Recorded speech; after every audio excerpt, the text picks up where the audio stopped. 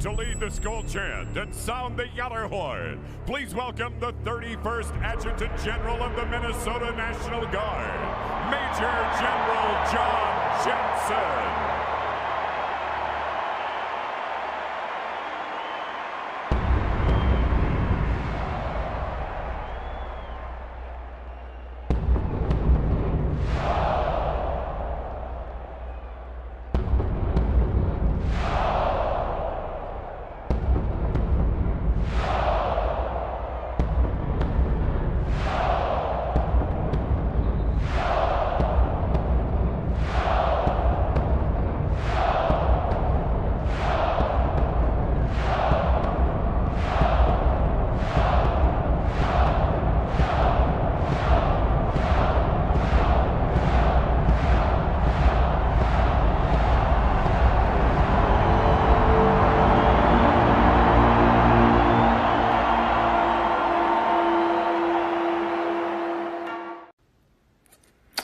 Well, hello, this is John Randall, Minnesota Vikings legend, and it is my pleasure to say, Minnesota Vikings fans uncensored, are you ready? Keith, get your people up. Let's go. Skol, skol, skol, baby. Let's go. Hello, Vikings fans. Welcome to the Let's Skol Show. I'm Fish. With me, I have Mr. Positivity, Cody Bowden. He who greets with smoke, Skullful Shack, will be joining us shortly. And Keith, our captain, is in the background doing his Keith stuff, getting this thing kicked off the ground. Welcome to our 26th off-season show of the year. We'll be here every week during the off-season, getting through this abyss together. 26th show. That's half a dang year. My goodness. So tonight we're 60 days away from the Vikings opening game. Why is Asante Samuel Sr. talking smack on Legend Cris Carter? Did Kirk want to come back? Stephon Gilmore still wants to play? Do we want him back? Another Viking hits top 100 players. ESPN says the Vikings have a top 6 playmaker core. Is that high enough? Tonight, we're also going to start grading our position groups, starting with quarterbacks and running backs. We've got Cody Calls It, Around the Gjallarhorn, and the Hot Takes. So we're going to have the lines open all show for anybody who wants to join and give us some takes as we take a look at our backfield and grade it. But first, let's start off with something fun. Fellas, as you know, a little while ago we saw that video clip where AP almost got decked during a poker game by some dude. And now apparently AP has signed a boxing contract to step in the ring against this guy. And my question for you is, what round do you think AP is going to get knocked out in? Oh,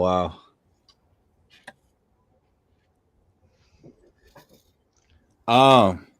Man, I want to believe that he could just beat out some random guy, but we saw him fight against Le'Veon Bell, and like he looked awful against Le'Veon Bell. So I don't know. And then even in that clip they showed at the casino, Adrian Peterson didn't look like he was gonna dominate that guy in any way. He kind of looked standoffish and scared to fight, like kind of throwing punches like this. So man, I don't know. It depends. Like if he gets paid to take a dive, it might happen early. But I'm gonna say the fight goes the distance, and I don't know how many rounds the fight is, but I think it goes. It's a boring, lackluster fight that some people actually end up wasting their money on, and not just streaming it for free. But some people will waste their money on it, and it's gonna go the distance, and no one's gonna be satisfied. That's what I think. What do you think, Cody? I think celebrities should stop with all this boxing nonsense. It's ruining boxing. There's not many of those fighters that were back in the day. Like you got Roy Jones Jr., the Evander Holyfields, the Mike Tysons, the Klitschko's, the Lennox Lewis's, and all those boxers that out there that made boxing, must see pay-per-view. And right now, the biggest draw for pay-per-views is between Canelo and what's that dipshit with the blonde hair? Jake Paul, right? And that's like that. That's what people watch now. I don't like it. I don't even want to see Adrian Peterson box at all because I know he can't box. Stick to football. If he has to fight his best or that friend of his in the card game, just make a chain link fence in the backyard, throw without gloves on, and just make it a dirty looking 1999 pay-per-view special. I'm gonna go one step further, Cody. I'm gonna say stop with football too. Just it's time to retire. Well, that's because you got a hot take. Yeah, plus I got a hot take. So I mean, it's time to retire. Just come on, dude. So what round though, Fish? Oh, he's a first round TKO, baby. Oh, damn. First. Man, I don't see that. There's no money in that, so I don't see that happening. But damn, if that does, that would actually put some. That's the only way that his legacy can be any more tarnished than it already is. If he gets knocked out in the first round by some random Joe. But I kind of disagree with Cody. I want to see more fights like this. I want to see more drama get settled in a boxing ring. Like, we know it's not, certified boxing. Like, they're not fighting for a belt or anything. I want to see Kendrick and Drake go get in the ring. Like, go fight. Like, I want to see people that are talking this talk, put the gloves on. Let's see. It doesn't necessarily need to be a pay-per-view, but put it on World Star. Yeah. That's fine. That's fine. Do they still got money for that? I don't think World Star got enough money for that. YouTube, something like I want to see people settling their differences, throwing hands. So, Shaq, I don't know if you heard Fish's question for us, but it's what round do you think Adrian Peterson ends up getting knocked out by some random poker player? I say 0. I say he actually wins against this random poker player. There we go. Someone had to say it. Yeah, I mean, it's not like he's going against an athlete, right? Do you think he actually knocks him out, or do you think this just goes a distance? He wins by decision. Do we have any stats or measurements on this random poker player? No, we don't have that stuff. Oh well, shit. It's kind of like that half of preseason football that makes Keith and I so secure in our starting quarterback. We saw a video. We saw him tap AP in the chin. We know what's going to happen. So I'll say AP might get a unanimous decision. It might be one of those. What was that fight? I think it was Floyd Mayweather versus what was it, Jake Paul, and it was like a tie, whatever. They just did it for show. Yeah, Jake Paul or Conor McGregor. It was probably Conor. It was one of them. They just did it for show. I'm down to see two people that got beef go ahead and fight each other, but it shouldn't be a paper for sure. And AP does not handle this guy. If AP does not handle this random poker player, then whatever they were going to put in their honor, it's got to be delayed by a year. He's no longer going to make the Hall of Fame. Yeah, he's not a first ballot Ring of Honor. Just keep it filmed on your phone. Don't put it on my TV. Yeah, Adrian Peterson's downfall has been sad, and kind of seen it coming during the late stages of his career. But damn, I say they should bring back Celebrity Deathmatch, but make it real. Yeah. Are we all lagging, or is it just me? It's just JJ. Salute, Eric. I'll tell you what, give Adrian Peterson a belt. Bet he wins in the first round. Hey yo. A switch. Yeah, switch.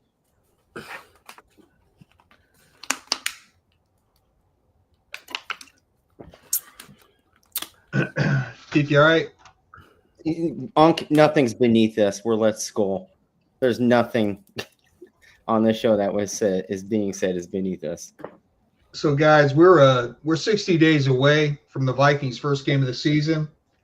Let's take a look at the players who've worn the number 60.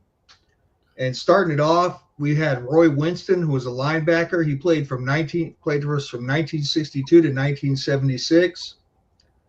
Paul Sverchek, a nose tackle, 1984. He only played 3 games with us. Matt Hernandez, an offensive tackle, same year, 13 games with no starts. Ron Zielinski was a center in 87, 2 games, 0 starts.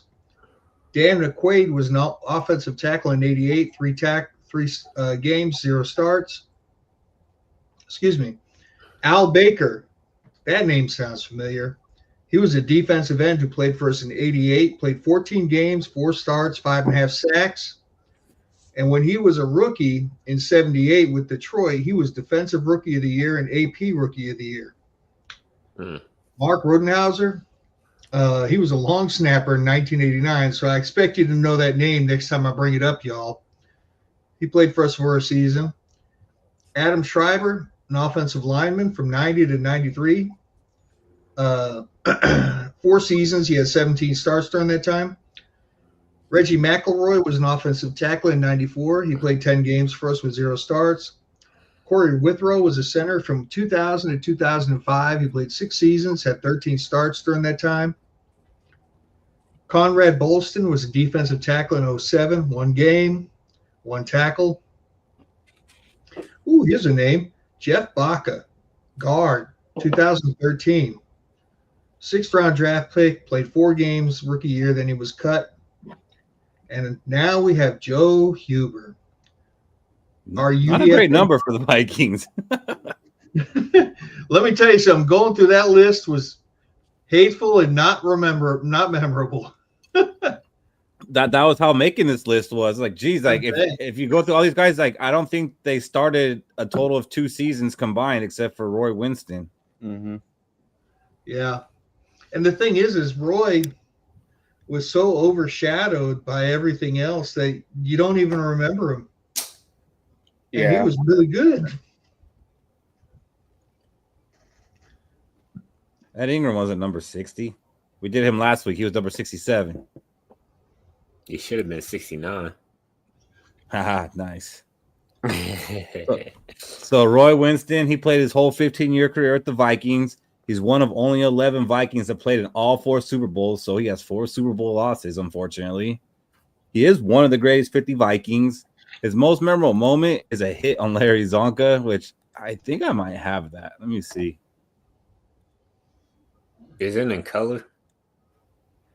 Doubtful. Yeah. I don't think I have it.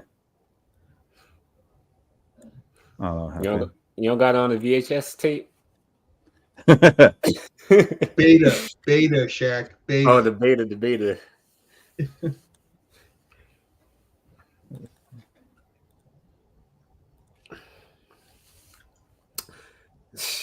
Man. Nope, don't have it. But yeah, it was a big pop on him. At least we have 11 Vikings players that played in the Super Bowl. That's kind of nice. Well, no, there are 11 that played in all 4. Well, I mean, yeah, all 4.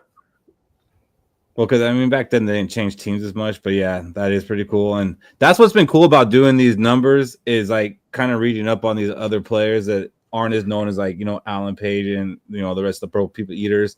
There are some other players that are actually pretty good for this team that was before our time. And Roy Winston being one of them, finished his career with 15.5 sacks and 12 interceptions, which is tied for the second most among Vikings linebackers to this day, only behind Matt Blair's 16.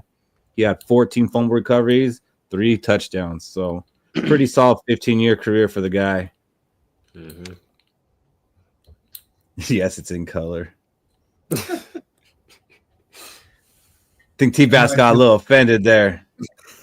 Must be like Calvin and Hobbes skit where Calvin asks his dad, about black and white, and his dad starts just telling him that line of BS where he's like, well, before this year, the whole world was in black and white, and then it was changing. Mom! Oh, I love Calvin and Hobbes.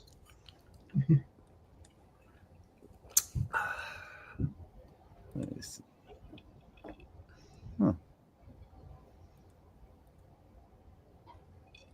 Let's see if this works. Boom.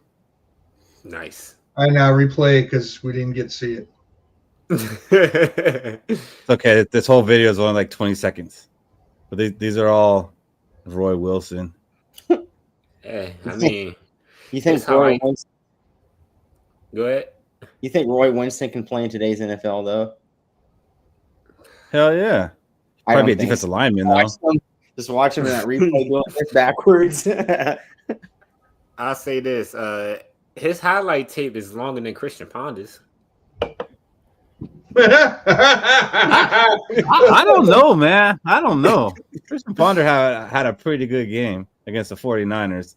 Probably extend that thing out. You know, Cody, for you clowning on his ability to defend the pass, he does have the second most INTs of all our linebackers. Yes. I mean, And Blake scored 3 Cashman might touchdowns. surpass both of them this year. Just saying. Yeah, in 2 years he defeats that record. So Roy Winston really the only notable number 60, and this year wearing number 60 is Joe Huber. Undrafted free agent. We love our undrafted free agents around here. On the practice squad, we do. Let me tell you something. If Justin Herbert were an offensive lineman, that's what he'd look like. You seen some resemblance there? Yeah, dude looks fabulous. He kind of reminded me of Brian O'Neill before Brian. Yeah, O'Neill. I can see You wash your dirty mouth, Jack. I see the Brian O'Neill. Brian O'Neill with the Darnold comb over. What is that thing right there? Just hangs down. So the Vikings did guarantee this guy $210K, which is a lot for a UDFA, and that's something they've kind of been doing with players that they are interested in keeping. A couple of them have made the 53, and a couple have been added to the practice squad. Does this guy stand any chance as an undrafted free agent of making this 53 with the offensive lineman that we currently have, or is number 60 going to suck for another year? I watched some of his footage, a couple months ago, and I'm not going to lie. I think he looks better than Juergens. What? Juergens? He looked more athletic, climbing to the next level. He looked good in the team blocking scheme. He looked good picking up stunts. You know what, Steve? One of these days, I'm gonna send Keith my senior year picture from high school, and y'all are gonna be amazed. I think I have it. You look like Mario Lemieux. Isn't that when you had your hair down? Oh, that's what I'm thinking of, anyways. The mullet. The mullet, yeah. Yeah. And that is true. I was mistaken for Mario Lemieux when I was in Pittsburgh. I could see it. Not now, but no, from that picture, I could see you being mistaken for Mario Lemieux. I might have asked you for your autograph. So I'll say he has a great chance of making it because we done overhauled the middle of our line, so it's like anybody can make it at this point. Like if you looked at our depth, I was saying like behind our current guards and center is really a toss-up between who makes the team. I think his only chance of making this team is if he could play center, because that's how, if he's better than Juergens, he can knock him off. So we don't have a backup center on this roster. I don't think. I don't think they brought back Feeney. We should have got Feeney back. You're not going to go to the preseason game, Fish? Hell no, I'm not going to that damn preseason game. I mean, that's the first one of the year, right? I mean, JJ McCarthy might play in that game. I think it's against the Texans. No, it's the third one. It's the final preseason game. The Texans is the one. Oh, then why? Damn it, boy. Don't be feeding me bad information live, because anything you put on this teleprompter, I'm going to read. No, I went to a Vikings preseason game, the last Vikings preseason game here in Nashville, and I stayed there for 20 minutes and left.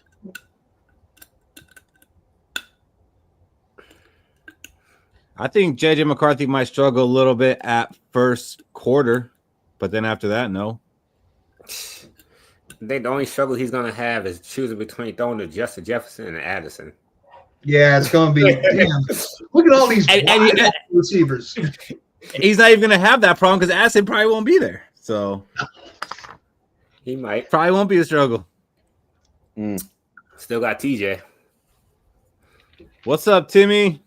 What up, Timmy? Yeah. Boy, still challenge you guys. That's the first preseason game. I checked because I think you sent in the chat. I think Cody sent it in the chat about the schedule for the remainder of the all season. The first one's against the Texans.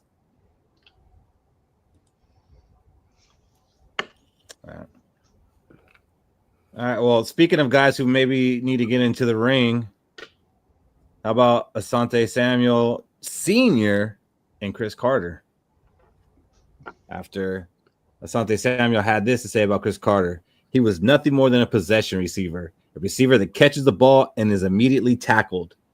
Fine, whatever. But this, Cris Carter is one of the most overrated wide receivers to ever come into the NFL or into the Hall of Fame. I don't know how you could say that about a Hall of Famer, that they're overrated in any way, but what were you guys' thought when you saw Asante Samuel chirping like this?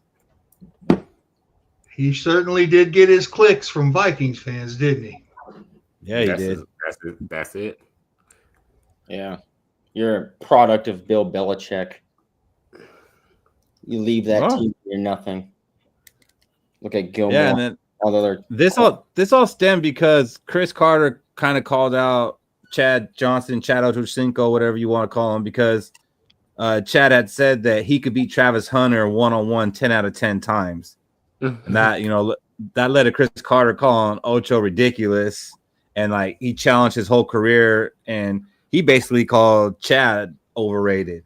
Yeah. And so that's when in another podcast, Asante came in, stepped up, and was defending Chad and saying that Cris Carter was overrated, which even if it was they did play together on the Patriots, didn't they? They may have, but he never played with Cris Carter played, because Cris Carter retired in, I think, 2002, and he came in 2003. No, I'm talking about, wasn't Ocho Cinco? Yeah. Ocho. Like, he was there for, a cup of coffee. Yeah. We're talking about the same Chad Ochocinco that thought he can beat a horse in a race, right? And mind you, Chad Ochocinco was saying this about him now, that he could beat Travis Hunter 10 out of 10 times one-on-one. I think he said which that. led to Cris Carter questioning him. The dude challenged a horse. It's a doomed species. Like, that's stupid. Cris Carter is a possession receiver, but he's probably the greatest possession receiver. I think he's the most under-talked wide receiver great that's even out there. You don't hear his name at all outside of Minnesota Vikings fans. It's always like Jerry Rice. If you told someone down in California who's the better wide receiver, Julio Jones or Cris Carter, and someone would probably say Julio Jones. Well, I mean, that would probably depend on their age. But yeah, and also I think some of it has to do with Cris Carter actually isn't liked very well outside of football. Like, he's got a reputation for himself, and I don't know if it's true, but someone had told me that Jake Reed was the only former teammate who showed up to his Hall of Fame speech. Oof. But that aside, my man's calling him overrated. Definitely was not overrated. He's one of the greatest wide receivers to ever play the game.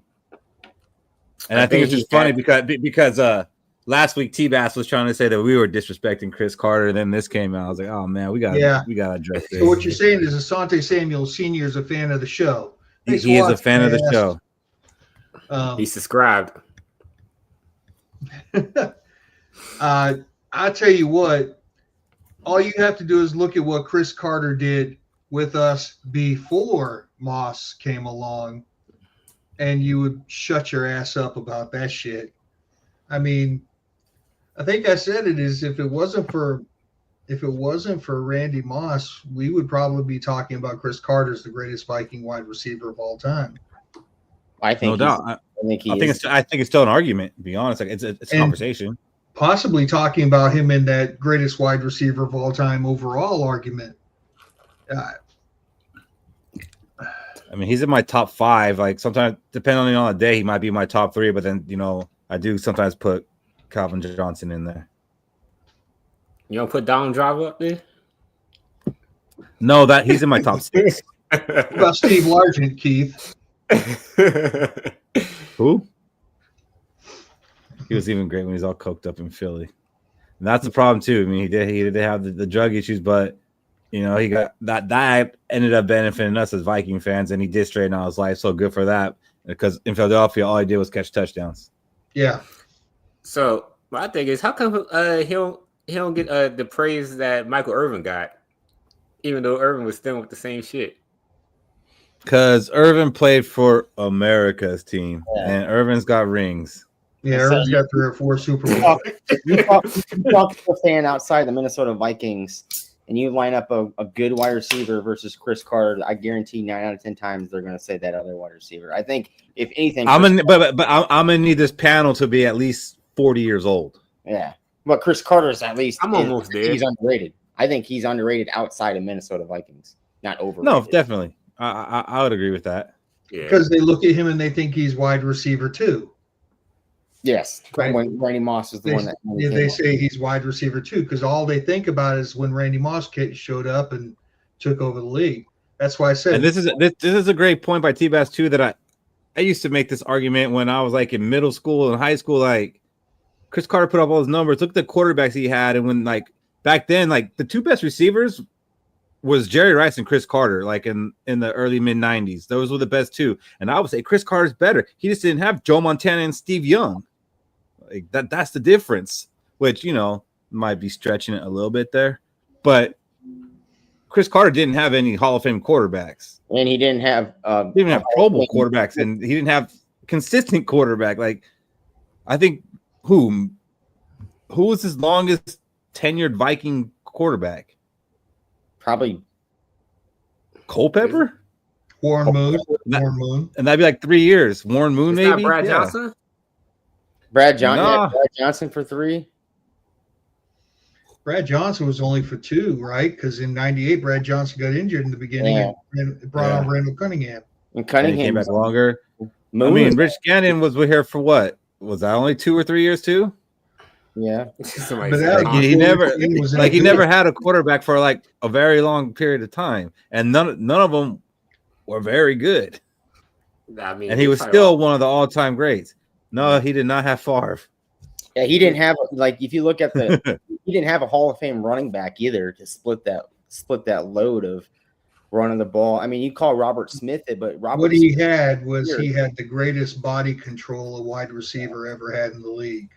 Yeah, except he was out of bounds on that touchdown catch. That great highlight that we see.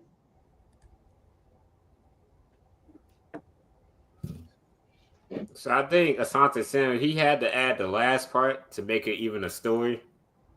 Because like if you just said Cris Carter is a possession receiver, okay. We know this. Like, the 100+ receptions in 7 straight seasons tells us this. Like, I mean, Amon So Ross Brown is a Warren possession. Moon had 40 starts for the Vikings, so I'm going to guess it was Warren Moon. Brad Johnson had 47, but he also had 2 stints here. We traded him to get the first-round pick to draft Culpepper. Then later on, Brad Johnson came back, and he had some more starts. Asante Samuel's He was already gone. Asante Samuel's just mad because he wasn't the better cornerback in that era of his cornerbacks. If he has a problem with Cris Carter, he should have a problem with Darrelle Revis or something. What's up, Gil?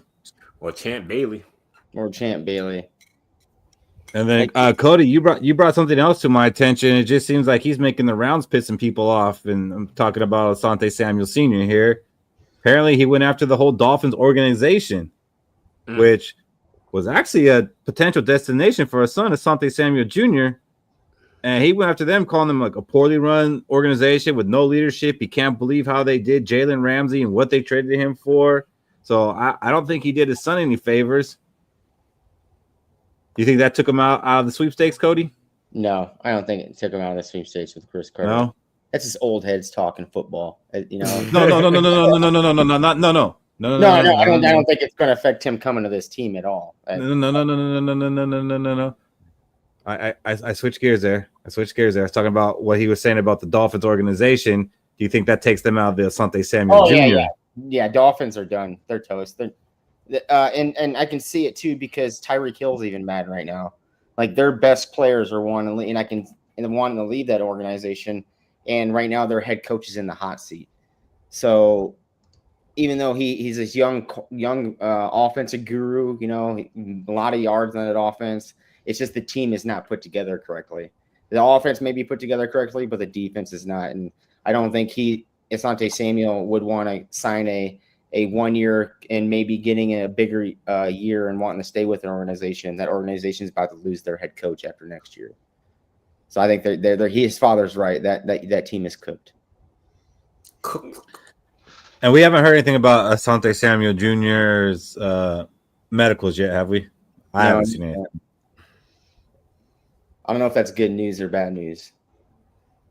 No news is good news, Cody. Yeah, no news is always good. That's what I've always been told, and I have learned to believe that. Mm-hmm.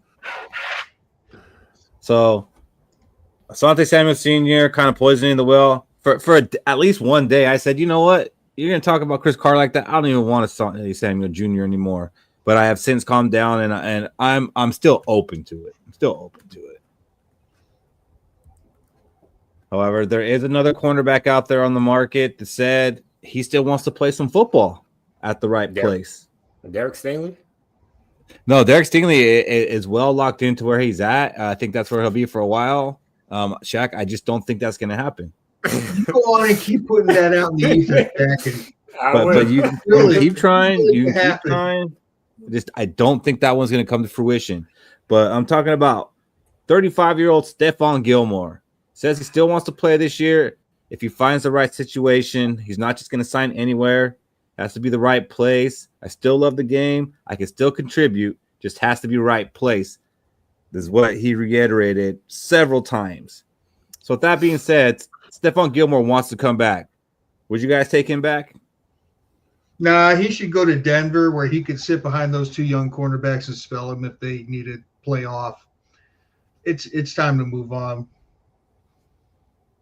I mean, we got two young cornerbacks for him to play behind.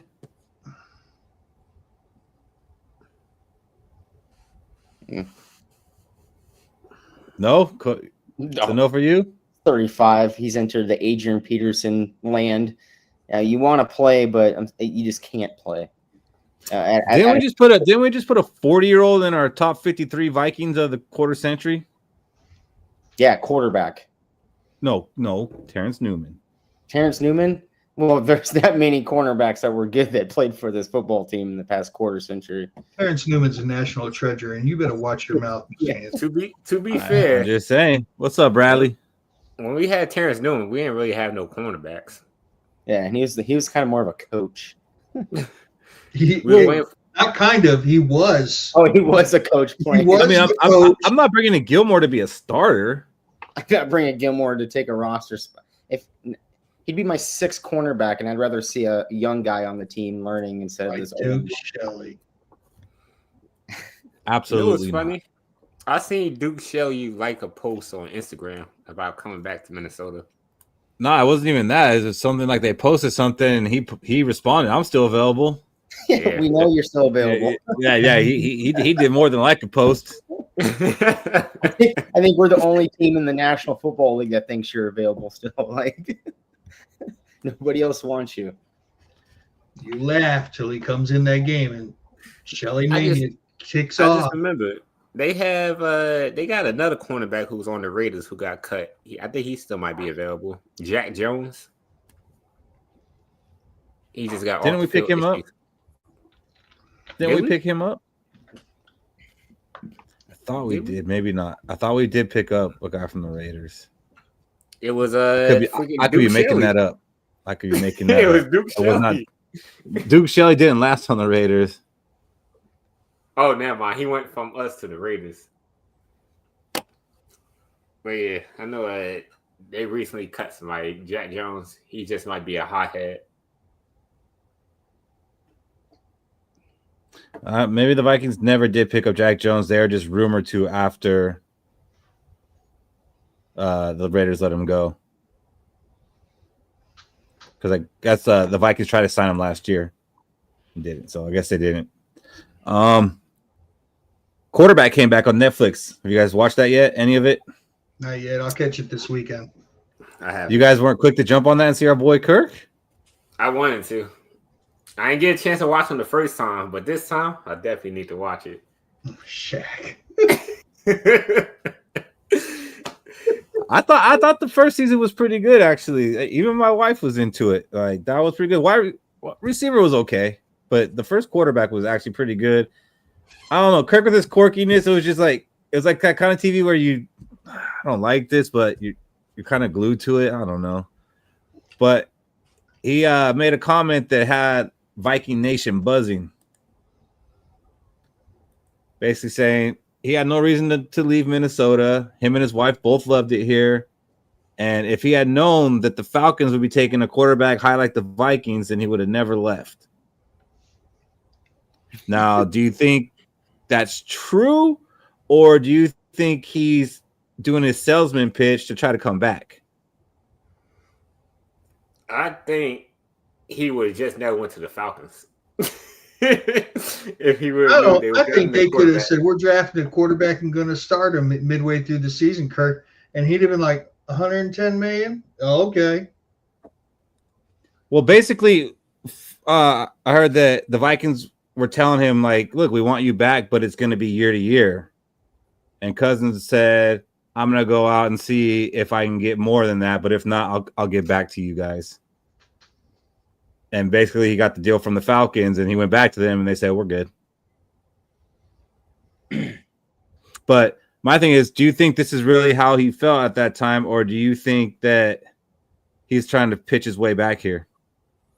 Hey, why would he pitch his way back here if he's maybe the backup quarterback? If he's the backup quarterback in Atlanta, I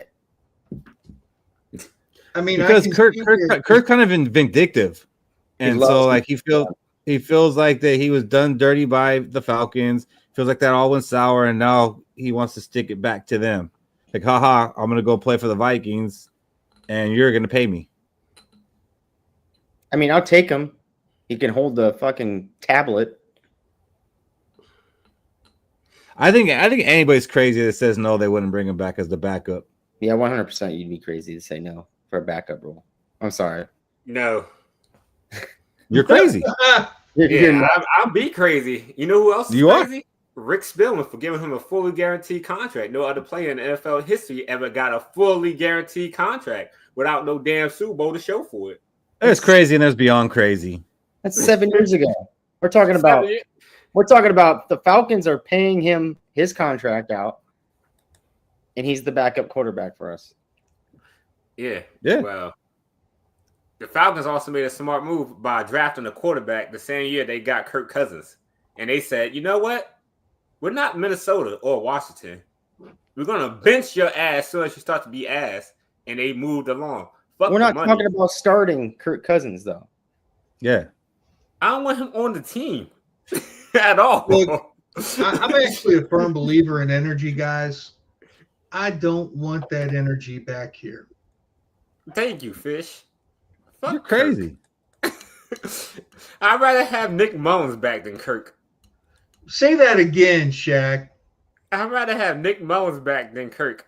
Oh, man. Clip that for me, Keith, would you? Yeah. I'm going to clip that and turn that into something. Shit, send it to Kirk while you at it. What was that, Cody? JJL 2004 said Kirk Cousins' grandma is from Okoboji, Iowa, near Spirit Lake, and their favorite restaurant is the Mexican joint that's up there. Yeah, I knew his grandma was from Okoboji area. I think the Mexican restaurant, though, is from Spirit Lake. Episode 7. Did they show? Robbie, spit out the comment. Spit it out, because obviously we don't have the 7th episode comment. Spit it out. I just want to see the game against the Vikings. I need to see how Kirk handled that situation behind the scenes. I think he does what he always does after the game. No, Steve, you're freaking crazy. Steve, you've been watching the show for too long to think that we don't believe in our quarterback. We don't believe in our backup quarterbacks. I don't believe in our backup quarterbacks, and I wouldn't want our season to be tanked with Sam Howell if something was to happen. Yeah, I have all the faith in the world of JJ McCarthy as long as he's on the field. Yeah, we don't have what is that? The backup for Green Bay actually turned out pretty good after he left Tennessee. To be fair, it's kind of like we can't expect a backup quarterback to do what Case Keenum did. That was some miracle type shit. If I start you crazy. Yeah. Well, Kirk could never be Case Keenum. Like, he proved that. So but do you know who reminds me of Case Keenum? like the style of play and the arm and the talent in the arm. Sam Howell. Sam Howell. Yeah, that's I mean, I can see where you're coming from on that. so. I'm just And saying, the it's like, quarterback room is just a wait and see, in my opinion. Are we firm believers in JJ McCarthy? 100%. Yeah, I am.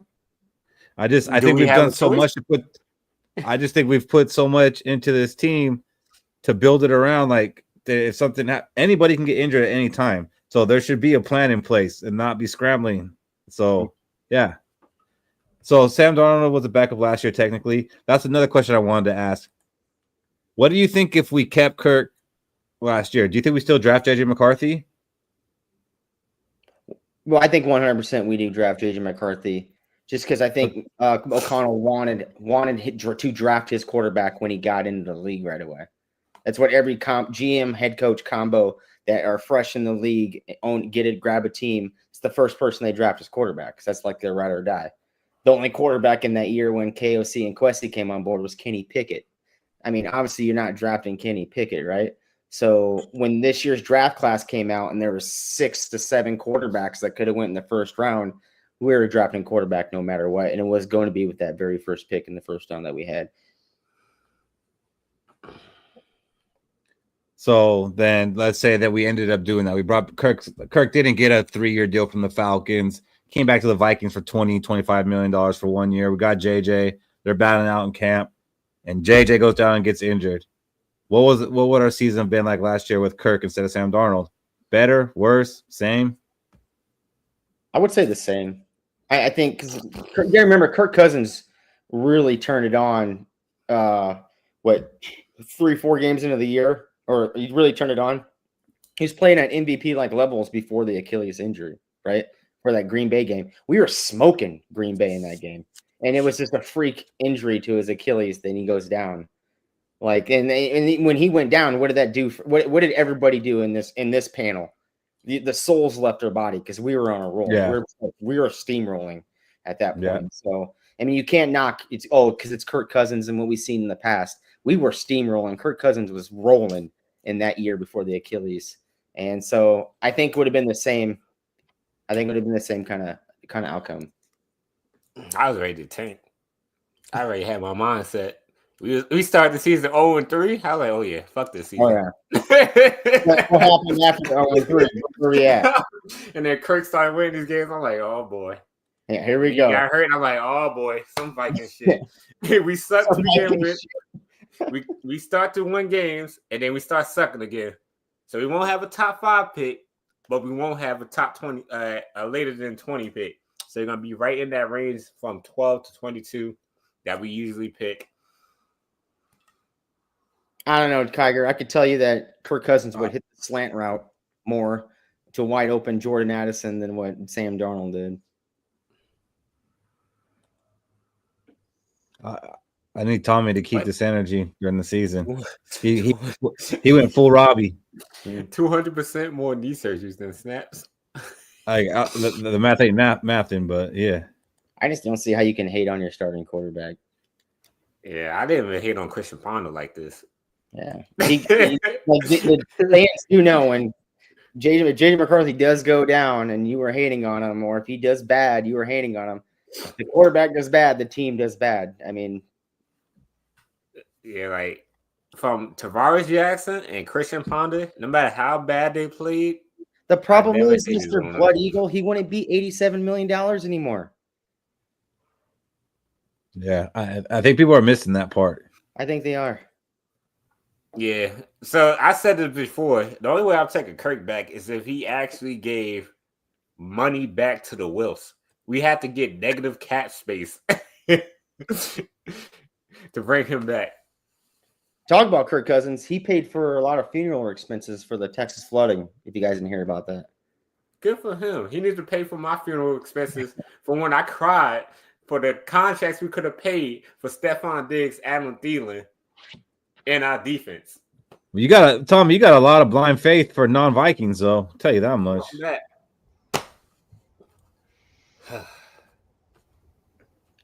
Ooh, how do you become a channel member? Well, Mike since wants you to know. asked so nicely, Mike, there is on YouTube.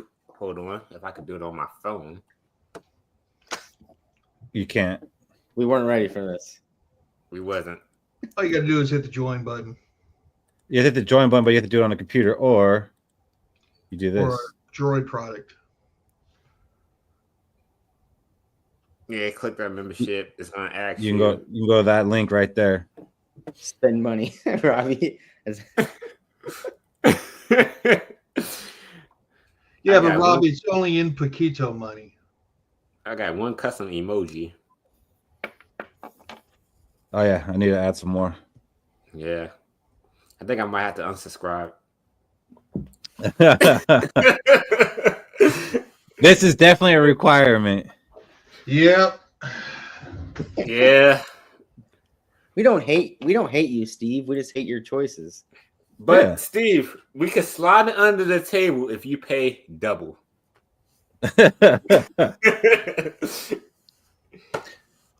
All right, so I'm surprised. I thought more people would be interested in bringing Kirk back as a backup, but it seems like there's just some people that no matter what, they don't want Kirk back here under any circumstance. He fucked us raw. I mean, And it's take him understandable. back. He did it. He did it. When you say it, like, it sounds kind of abusive. Like, like he's changed. Like he's not the same.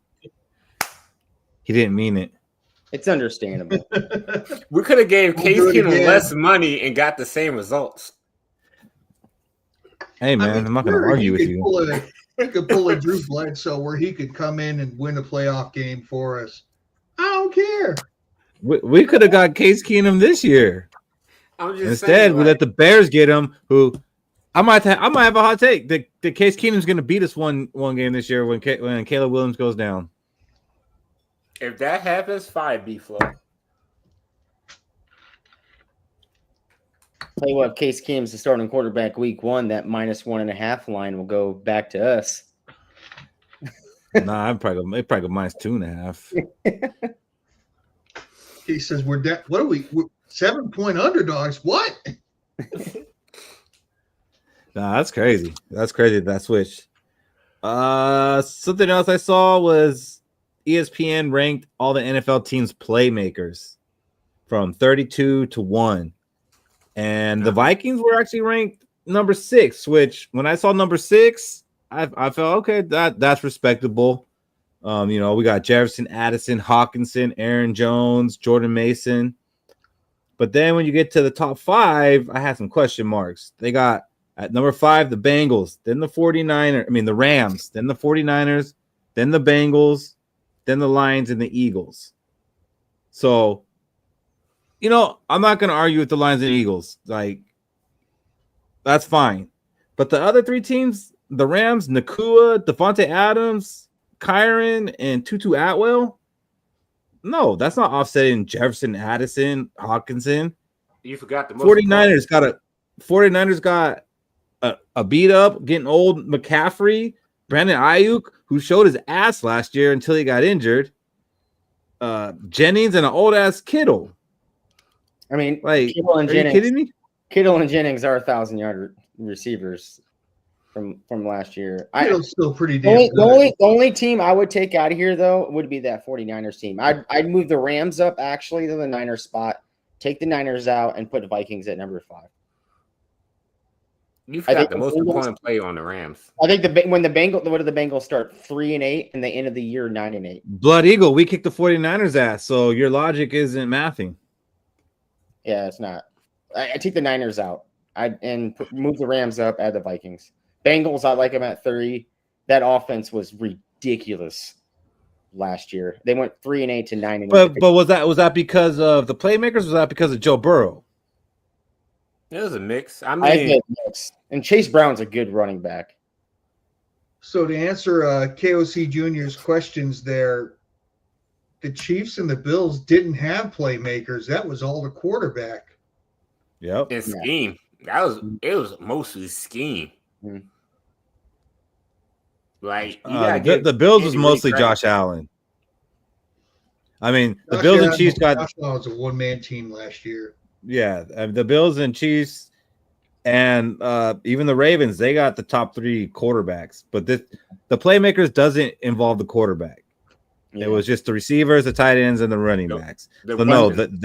they weren't in there. I mean, 6, like I said, that's respectable, but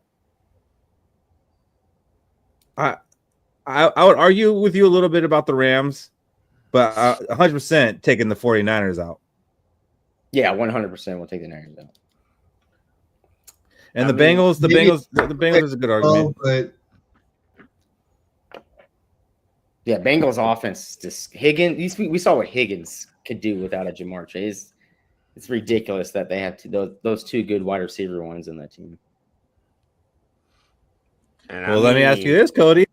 Hold on, then the Higgins thing.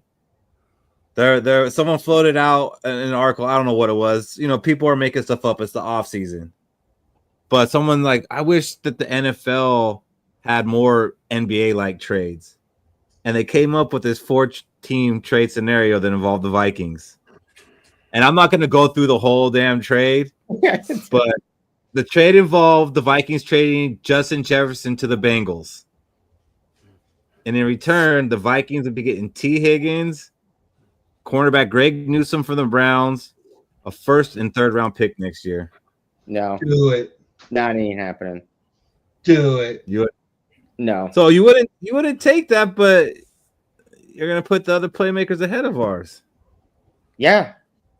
You take Justin Jefferson out. We're not even nowhere near this. We're probably 20 Do it. league without Justin Jefferson. But you were just praising T. Higgins, and now we're going from 6 to I would 20. praise T. Higgins, yes, but he's not up to Justin Jefferson's par. It's just too bad Jamar Chase is the 2nd best wide receiver in the league. But we're not just getting T. Higgins. Yeah, we're getting a number 1 cornerback. Yeah, that. And a first round pick where Kwesi shines. Yeah, a 1st and a 3rd. That's the negative part of this thing. Yeah, 2 of Maybe the if we were getting a 5th and a 6th, I'd be excited. Could we get I wouldn't do it. Maybe I wouldn't do how about this? Instead of a 1st and a 3rd, we get 4 more UDFAs. I'm sure we could figure out a starter from there. Ooh, now you're talking. And I wouldn't do it. And I'm not saying because I'm not going to say that actually might make us a better team, but I think I like having Justin Jefferson on our team just for the fact of having Justin Jefferson on our team more than I like that trade. I think for the Vikings to get up to where the Bengals are at, one man has to come back to form again after the ACL injury. It has to be Hawkinson. I think if Hawkinson comes back to form, we are taking over Bengals in that number 3 spot. But who do the Bengals have? Like I said it last year, I was like, man, I don't think Techie? Hawkinson comes back as the same player. We need to see Hawkinson come back as that same dominant player as we've seen in 2021, 2020. And wasn't most of that this playoff game? Because I think he only had 3 catches against the Giants. I mean, most so it's when Justin Jefferson play in the playoffs, it's more so they double Justin Jefferson, and then he don't have no other outlet. Yeah, and but we don't give other receivers that excuse. Like other great receivers that they were double teamed. Hey, KOC Jr. We expect great teams great receivers to beat that double team. Yeah, but they played defenses differently back in the day. There was not a double Mabel concept in defenses. Oh wow! I was just gonna say the same damn thing. Fish couldn't get it out. Seen ghosts. What's up, Lo? Yeah. Go, Lo. And KOC Jr., name one wide receiver for the Buffalo Bills. What's that guy's last name? year? From last Guy who doesn't wear shoes.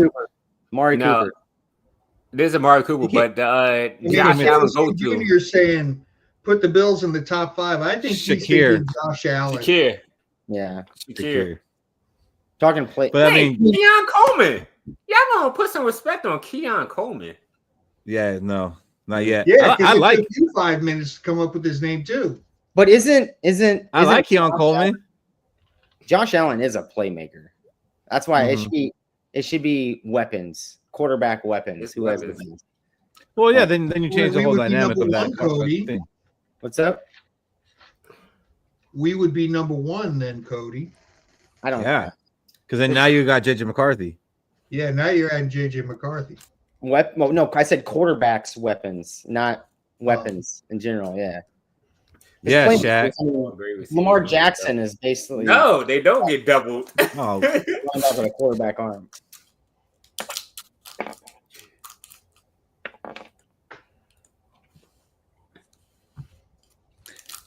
who are the top 100 players today? Do you guys know? Because I've been doing like 2 a day. The last I kept up was with Van Ginkel being number 88. Yes, but that was 2 days ago. I think the NFL has been doing a terrible job with this top 100. Like, they're only doing like 2 a day, which is fine. They're trying to slow bleed this thing. That's what the NFL does. They keep the football season all year long. That's fine. But if you just try to search the NFL top 100, you can't find the damn list of what players have already been done. You're finding stuff from like 2024, like just random shit. Like, they're not like doing this good.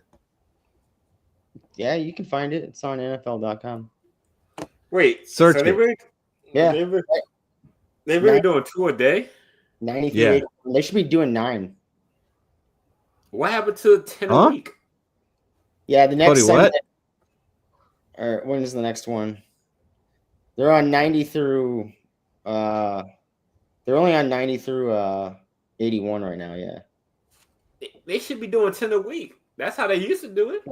Yeah, it's 10 a week. Well, 2 a day is 10 a week. Okay. But I mean, they come out daily. They're gonna come out. Because Keith had me confused like 2 a day. It's every Friday. Every Friday they come out with. No, they're doing 2 a day. Which equals to 10 a week. Shaq. I know. I know. They're not, but they're not Shaq, releasing. They're not releasing 10 at one time. Shaq was not grasping the concept. 2 a day equals 10 a week. But yeah. Because so what you gotta do I know is when I used to watch you gotta use your fingers and your toes, Shaq. Carry the one. When I used to watch it, they used to do the from like 100 to 91, 91 to 81. That's how they used to do it. But I got 2024. We're not doing 2 a day. Friday is the 82nd and 81st come out on Friday. So 2 a day. It's 2 every other Gosh, day. dang. Oh my god. What day is it? Gosh. Do you guys need to take 5? Well, what day? Who did they come out with today? Okay, let's talk about the math that was involved here. Thank you, Keith. I told you, Cody, they ain't doing a good job of it. But you said 2 a day. What's the 2 that came out today? One of them was Christian Gonzalez, which I don't know how he made it when he barely played last year. Okay. And I can't find the other one because it's freaking hard. I'll find you the other one right now. The other one is Cameron Hayward at 83. You can Google NFL Top 100 and it literally pops up. Right, but where's the whole list? The whole list is right there on the top of the screen. It says right and go. Who is 100 through 91? There we go. And it pops up.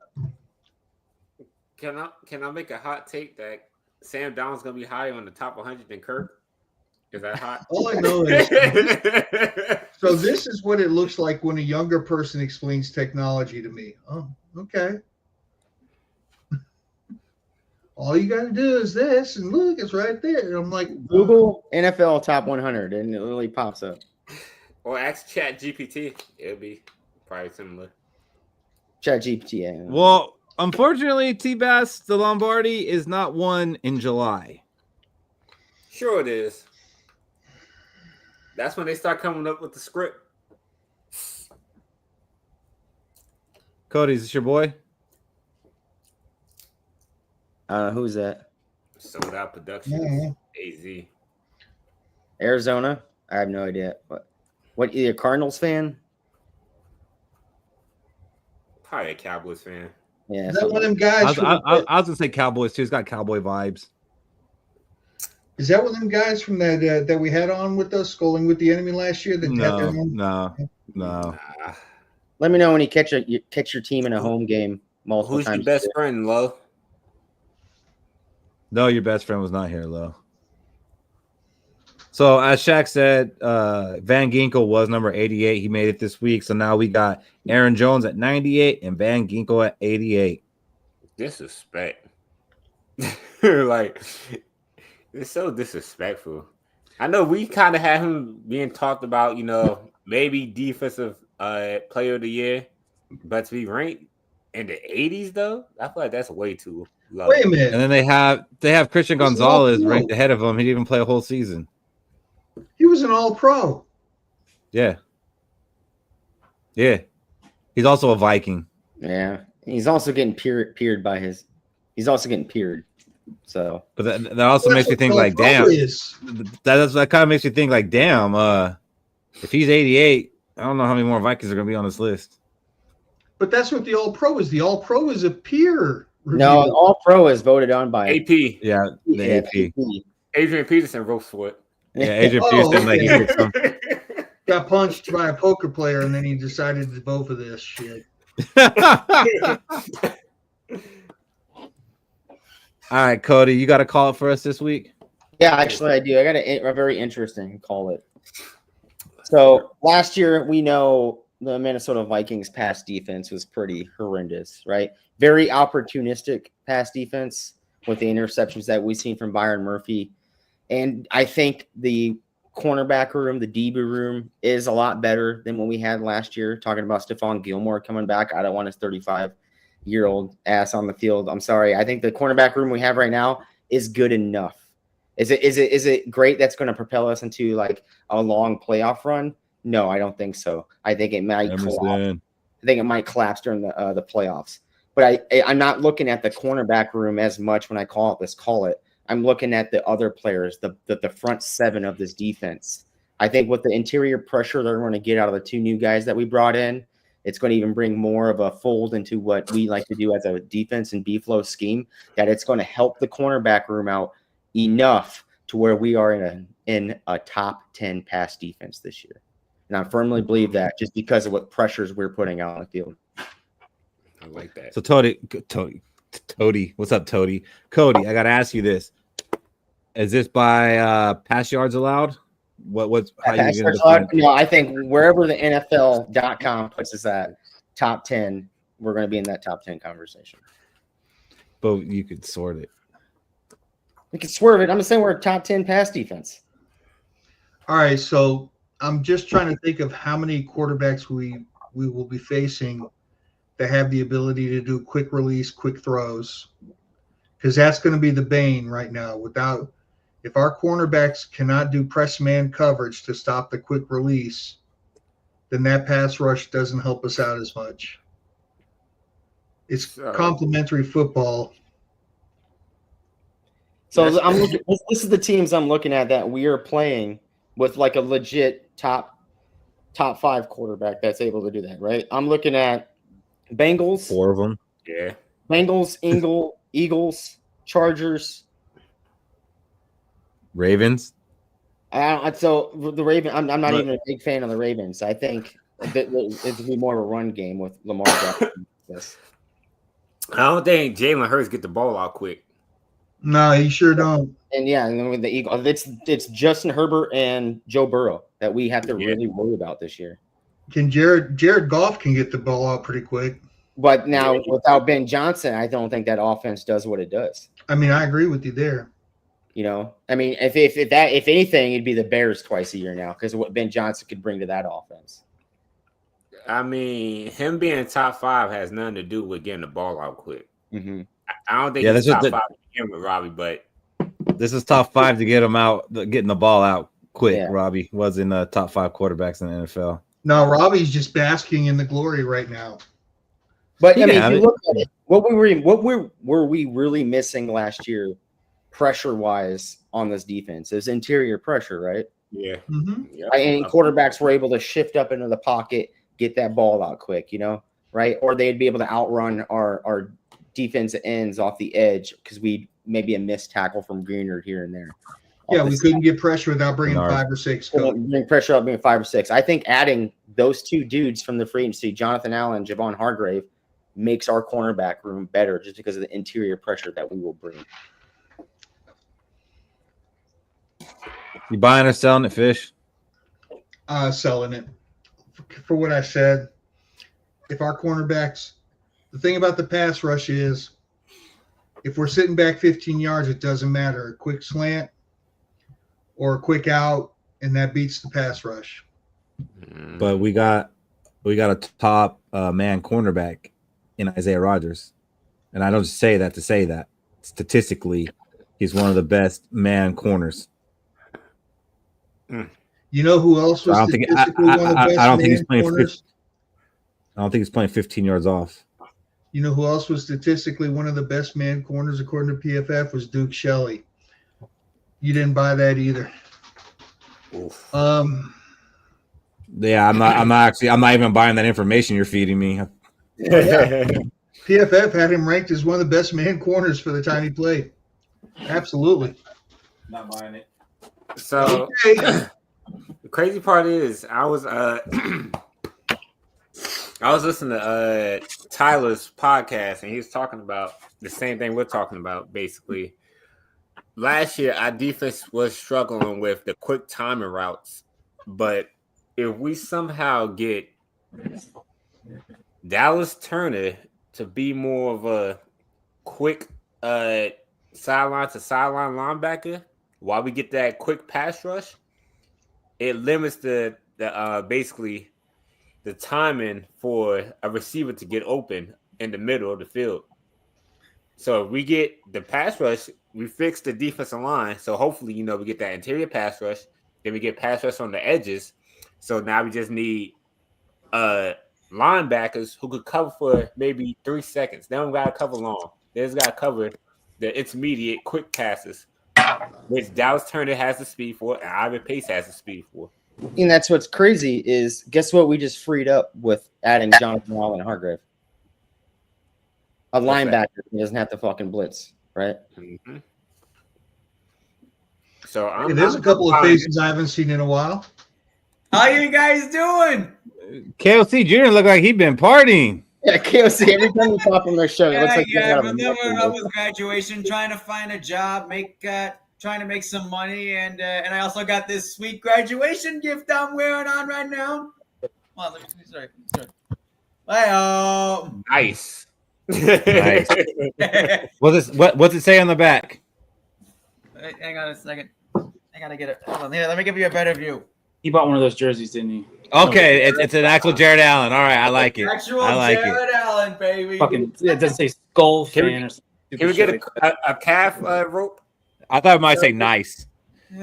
Unfortunately, I did not get the calf rope. It didn't come with the jersey. King of. Yeah. But it's always good to be on here. It's been a while. It's been a while. It has been a while. It has been. Man, I almost could tell what kind of shades you were wearing at graduation there, KOC Jr. Let's see. I wore me some of those see-through Ray-Bans. I was going to say Ray-Bans. I was going to say Ray-Bans too. I was going to say Ray-Bans. You both are fucking right. You both are fucking right. We're here. Yeah. You both are fucking right. It's amazing. Who's coming with me, man? Yeah, I just got, and on top of the top NFL 100, I got to say this: Andrew Van Ginkel was ranked way too low. Should have been higher than guys like Cam Hayward and some of those other guys. All right, Robbie, important question for you. Going back to the beginning of the show, what round do you think Adrian Peterson is going to get knocked out in? I'm with Shaq on this one. I say he goes the distance. He goes the distance. I like AP. I'm in total denial when I say this though. I say he goes the distance. That's like 100% fan card and 0% like belief in that at all. But that's all fan card on that one. That's all fan card. I admit that. Anyway, the Cousins thing. Did y'all not see the whole thing? ESPN blew that up like on Tuesday, and Stephen A. Smith went off on Cousins about that. Long story short, I'll paraphrase it. The last episode, Cousins said, and again, I'm paraphrasing this. Yeah, I played hurt. Yeah, I knew I was hurt. And I knew when I was playing bad, I was hurt. But I wasn't going to tell the coaches that because I wasn't going to come off the field and give that other guy a turn. Because as soon as I gave him a turn, I wasn't getting my job back. That was the worst shit I've ever heard another professional athlete ever say in their entire life. That was the most selfish, undercutting shit I've ever heard. And Stephen A. Smith called it football treason, and I could not have agreed more. I don't want this guy back as a backup quarterback. I don't want him filling up popcorn in the fucking stands. I don't want him in the state of Minnesota. I don't even like the fact that he's in Georgia, and that's 3 hours from me. I like that shit. It's probably the first good take Stephen A. Smith said in a while. Yeah, so when y'all watched that, and like I didn't like Kirk Cousins before. I would honestly say I had like borderline hatred after watching the season 2. It just like I have no. Oh God, I hate the guy, and that takes a lot to say. I hate the guy. I hate everything about him. He's just an opportunist, and I mean this wholeheartedly and partial in jest. There's times in this world, like you know, as races, we look at other, you know, ourselves and be like, God damn, this is why other races make fun of us. There's white, and then there's Kirk Cousins, and there's like, God damn, dude, this is why other races make fun of us. He was doing some shit that even like Carlton was aiming for in Fresh Prince. That was the shit that Carlton was aiming for and missed. That's Kirk Cousins. Like again, that's you don't think it's the act? You don't think Kirk Cousins is acting? You think No. Like I said, watch it. I'm not going to give any spoilers, but like you'll be like, oh, I see what you're saying. It's bad. It's shameful. It's just shameful, man. It's just shameful. But anyway, as an athlete and you know, as a man, it's shameful. What's up, T-Bass? But I will say this, hey guys. Jared Goff's wife. T-Bass. God damn. Like just. We get it. You're a Lions fan. We get it. You will be too after seeing her. I guess Dana's not around. Hey, I got a question for y'all. Little exercise here. All right. What's the question? We're all from different age groups and regions of the country and stuff. We're all pretty much Viking fans, but we're all football fans too. So my question is, who's your favorite player on each all-time player on each division team? So we'll start with the Bears. Who's your all-time favorite Bear? It doesn't have to be the best player, just your favorite. Oh, that's easy. Mike Singletary. That motherfucker was nasty. I had so much those eyes, man. Like you knew that's old school football player. And every play he came to play, he came to whoop your ass, and you fucking knew it. Duke Shelley for the Bears. Duke Shelley. Mine's Payton. Would be for the Bears. Mine's is. I don't think I can do this exercise. Caleb Williams. What's that? Of course it is. I gotta go with I'm the gonna easy say strike. Sean Payton for the Bears. Jesus Christ. He played for the Bears. Oh, He was their scab quarterback in the '87 I'm gonna season. go with probably it's more recency bias, but probably the one of few Chicago Bears I respect. I'm gonna go with my all-time favorite Chicago Bear, Brian Urlacher. That's what I was gonna say, but That's a good I pick. don't like this exercise. Well, I thought the same guy would say. How about Lion? This Who's should your be favorite all-time Lion? Megatron. Calvin Johnson. Y'all have no respect for the great. Mine's Billy Sims. Barry. It's got to be Barry Sanders. Absolutely. I would say I mean, Barry, but I I'm never from watched him Michigan, live. so I kind of have. I'm from Michigan. I hated Barry Sanders, but I respected him. So Absolutely, yeah, I agree with that. What he did to us, Barry Sanders tore us up. Billy Sims, baby. Billy Sims. Made me experience fear was Barry Sanders. Joey Harrington. Both of you guys don't remember Billy Sims, though, right? No. Remind us. He didn't hurt his knee. He was great. He was basically Robert Smith to Barry Sanders being Adrian Peterson. He was really good. Yeah. How about the freaking Packers? Mine's got to be Reggie. Not a single one of them. Brett Favre. Oh, Mike, seriously? Mike, that's who you're going to go with, Mike. I'm actually challenging you on that one. Okay. Heisman winner in the 90s. My mom was a diehard Brett Favre fan, and part of the reason I became a Vikings fan in 2009. No. Mike, Heisman winner, Michigan, mid-90s. Desmond Howard. Desmond Howard. I mean, correct. Come on. Come on. I mean, Don Mikowski. It takes me far over like. Don Mikowski's not a bad one. If you got to pick one. Right. Okay, I might have fucked myself up here. Mm-hmm. Yeah, I can't. And we're gonna go. And we're gonna go. Minnesota. Yeah, I'm taking Desmond Howard. I was a legit Michigan fan then. I'm like, we should be proud. We'll go Tampa Bay also, since they were a Central Division. Fuck them. None. Fucking. Do we have to? Yeah. I like Warwick done because of the story about him, raising his brothers. Fuck all that. I don't give a shit. You're a million. You're a millionaire. You can raise a fucking village. I couldn't care less. No, he raised him when he was going through college. I'm proud of the fact that we got Brett Favre to go with take Steve the Young. championship in 2009. Steve Young. That was a good one. Fuck Steve Young.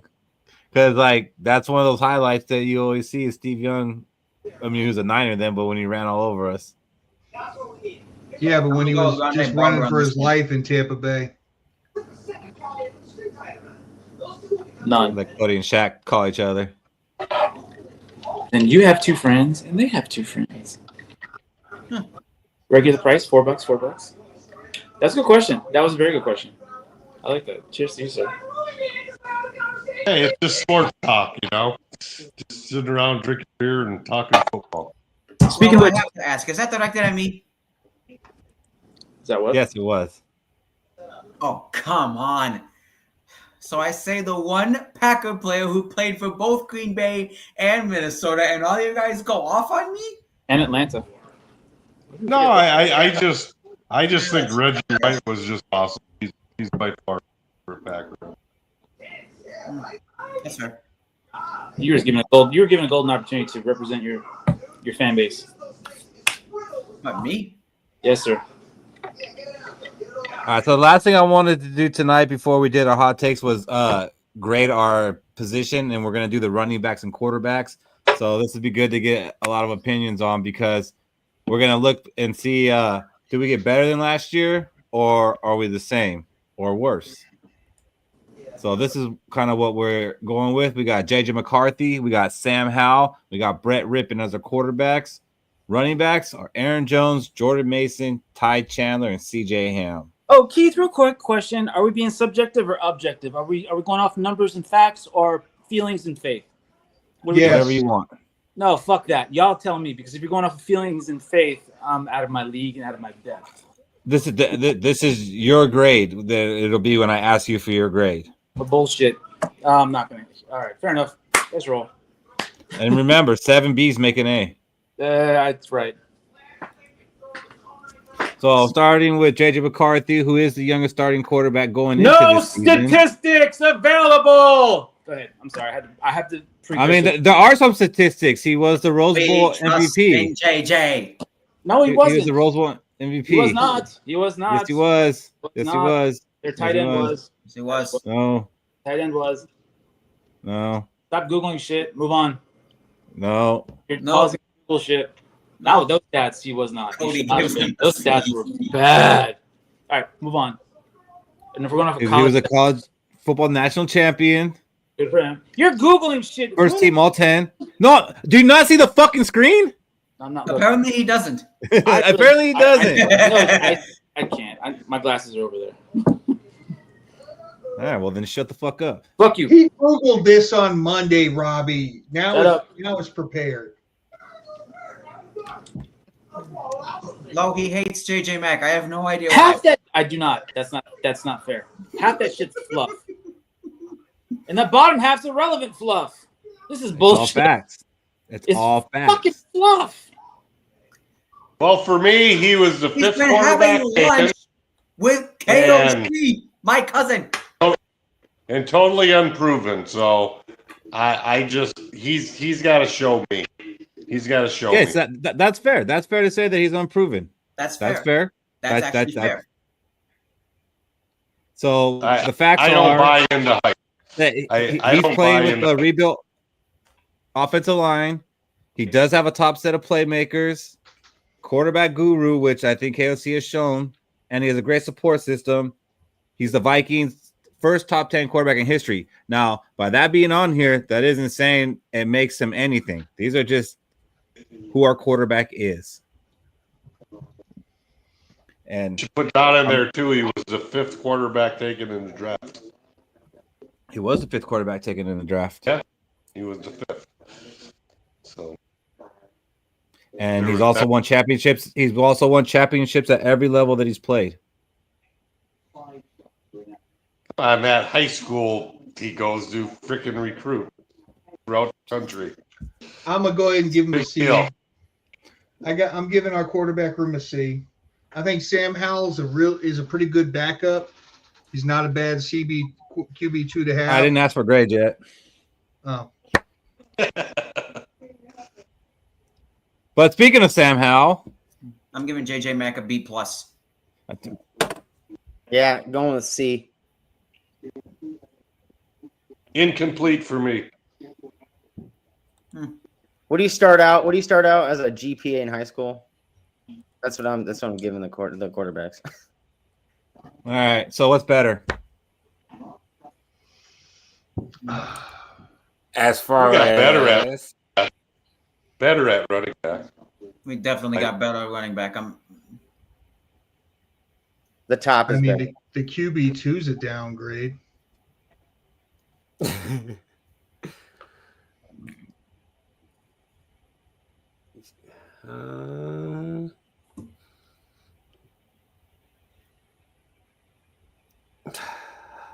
That's a tough one. I mean, like I said, it all hinges on JJ McCarthy, and it's unproven. It's unproven. That's a solid 2.0. Keith, I'm going to say if I were to be honest and take my feelings right now versus my feelings at this time last year, I would say that I feel a little bit better about our QB room this year. Trying to omit what Sam Darnold actually did. Fish, you are right, because let's face it, the Vikings are doing what you're supposed to be doing when you draft a quarterback. You fucking play him and see what. No, what I'm saying, T-Bass, is last year at this time I was like, oh, Sam Darnold. Oh, God. I was Rick excited about Owens. Sam Darnold. I wouldn't. Yeah. But I mean, so to me, we got better because they're following this. McCarthy should be starting, so but I would say, hey, the high draft pick. Yeah, let's see what he's got, but what is supposed to be going should be starting. So.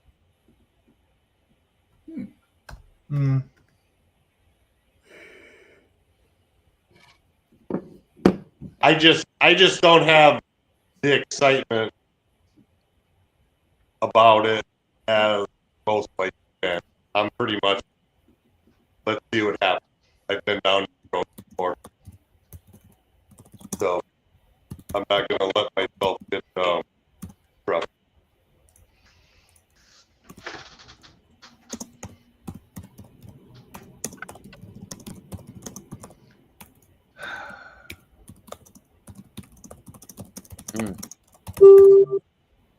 I'm sorry, Lo. I didn't catch the question.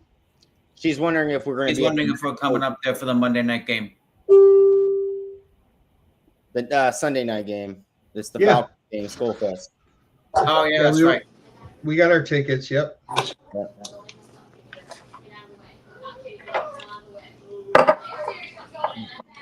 So, how many carries do you think Aaron Jones is going to lose this year with Mason? Let's get back to grading, guys. Are we still on quarterbacks? We moved on to running backs yet? Let's see here. Yes, we're still on quarterbacks. I don't know if we're better off this year than we were last year in quarterbacks. I think we're better off in running backs. Hail, John S. How you doing, John? I'm with whoever said incomplete, honestly, with JJ McCarthy. We don't know what we have. All right, we want to know what we have. We want to see if he plays. And Sam Howell, I think he'd be a decent quarterback. I said earlier in the show that he kind of reminds me of Case Keenum, but will we ever get a Case Keenum-like year again where it's like on that magical run? If any quarterback out there that is like that, it might be Sam Howell. Brett Ripien, I'm not really a big fan of. I think he's more of the coaching role as the quarterback position. If J.D. McCarthy were to go down, would I want to see Sam Howell as our backup quarterback, as our starting quarterback? No, because I don't think you can replicate that Case Keenum-like magic run. So with J.J. McCarthy being incomplete and with our backup room looking like it is, I'm at a C. But I do think it could go up to that B range if J.J. McCarthy is what we think he is. But we just don't know right now. Exactly. Oh, that's a good case. If he is what we think he is, I think he goes to an A. Yeah, it's definitely going to go to an A for me. So for me, it's like I can't justify our quarterback room being better this year than last year because we had Sam Darnold and J.J. McCarthy and Nick Mullins versus we just got J.J. McCarthy. It took a second. It hurt. I know it hurt for you to say that. I know it hurt. I had to inhale first. So it's better than Brett Rippin, Sam Howell, and then J.J. McCarthy. So it's kind of like I got to give it a C. Even if, J.J. McCarthy lives up, the most I could give it is a B because God forbid J.J. get hurt. The backups behind him, I don't really see them winning us a playoff game or, carrying the team to get us to the playoffs for a long duration. That's the only way I can give our quarterback room an A is if, the starter go down and we have a backup quarterback to carry you on from what the starter was doing.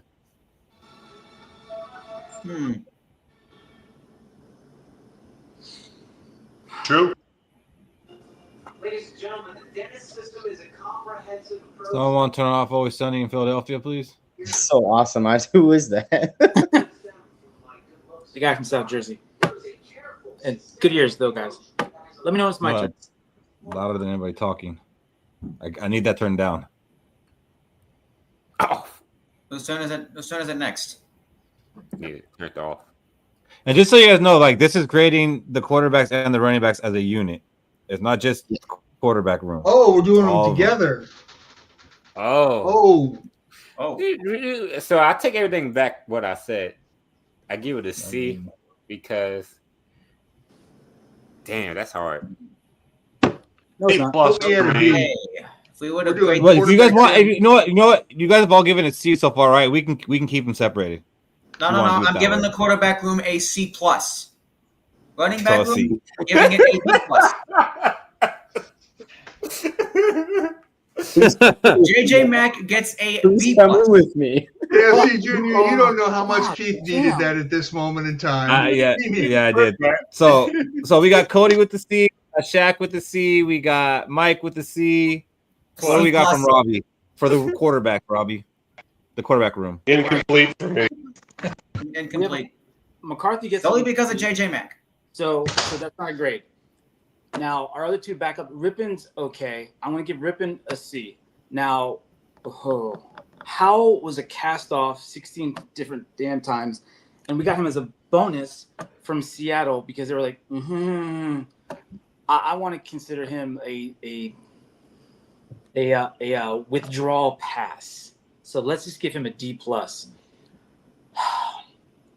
McCarthy, I'm not grading, and I'm being fair. Mike, I'm being objective because he has no stats. Objective means there's nothing. That's what everybody else is being.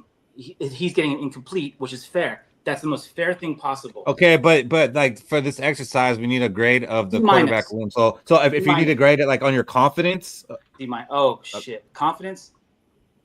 D plus. Okay, so it's a D.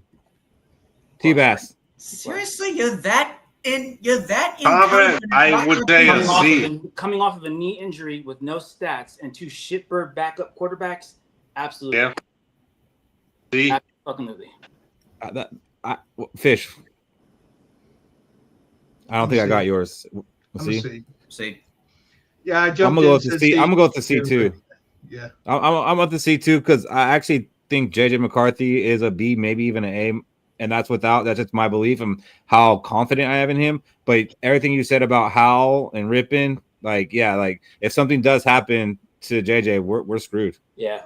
Don't you when you go to school, right? Don't you start off with a 2.0? No, you start with a 4.0.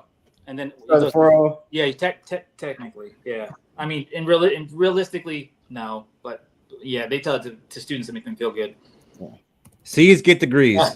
Get degrees, boys. Technically, all start out at fucking zeros. I think enough C's equals a B plus, right? Yeah. Evidently, enough B's equal a fucking Q. So wait, do you want to do the grades over if you want to clip it, or just go to running backs? No, we're not. He's had enough of that. All right. So let's look at our running backs. Solid B. Aaron Jones, Jordan Mason, Ty Chandler, and CJ Ham. He's still with us. God damn. Yeah, look at CJ Ham's PFF from last year. Damn, he's 7 out of 8. Solid B. But if KOC's smart, they will use Felton like the Chiefs use Worthy. He's gonna get some carries on jet. It is so hard for me to give our backfield a grade when I look at the other teams' backfields and I just see friggin' stars and I'm starstruck.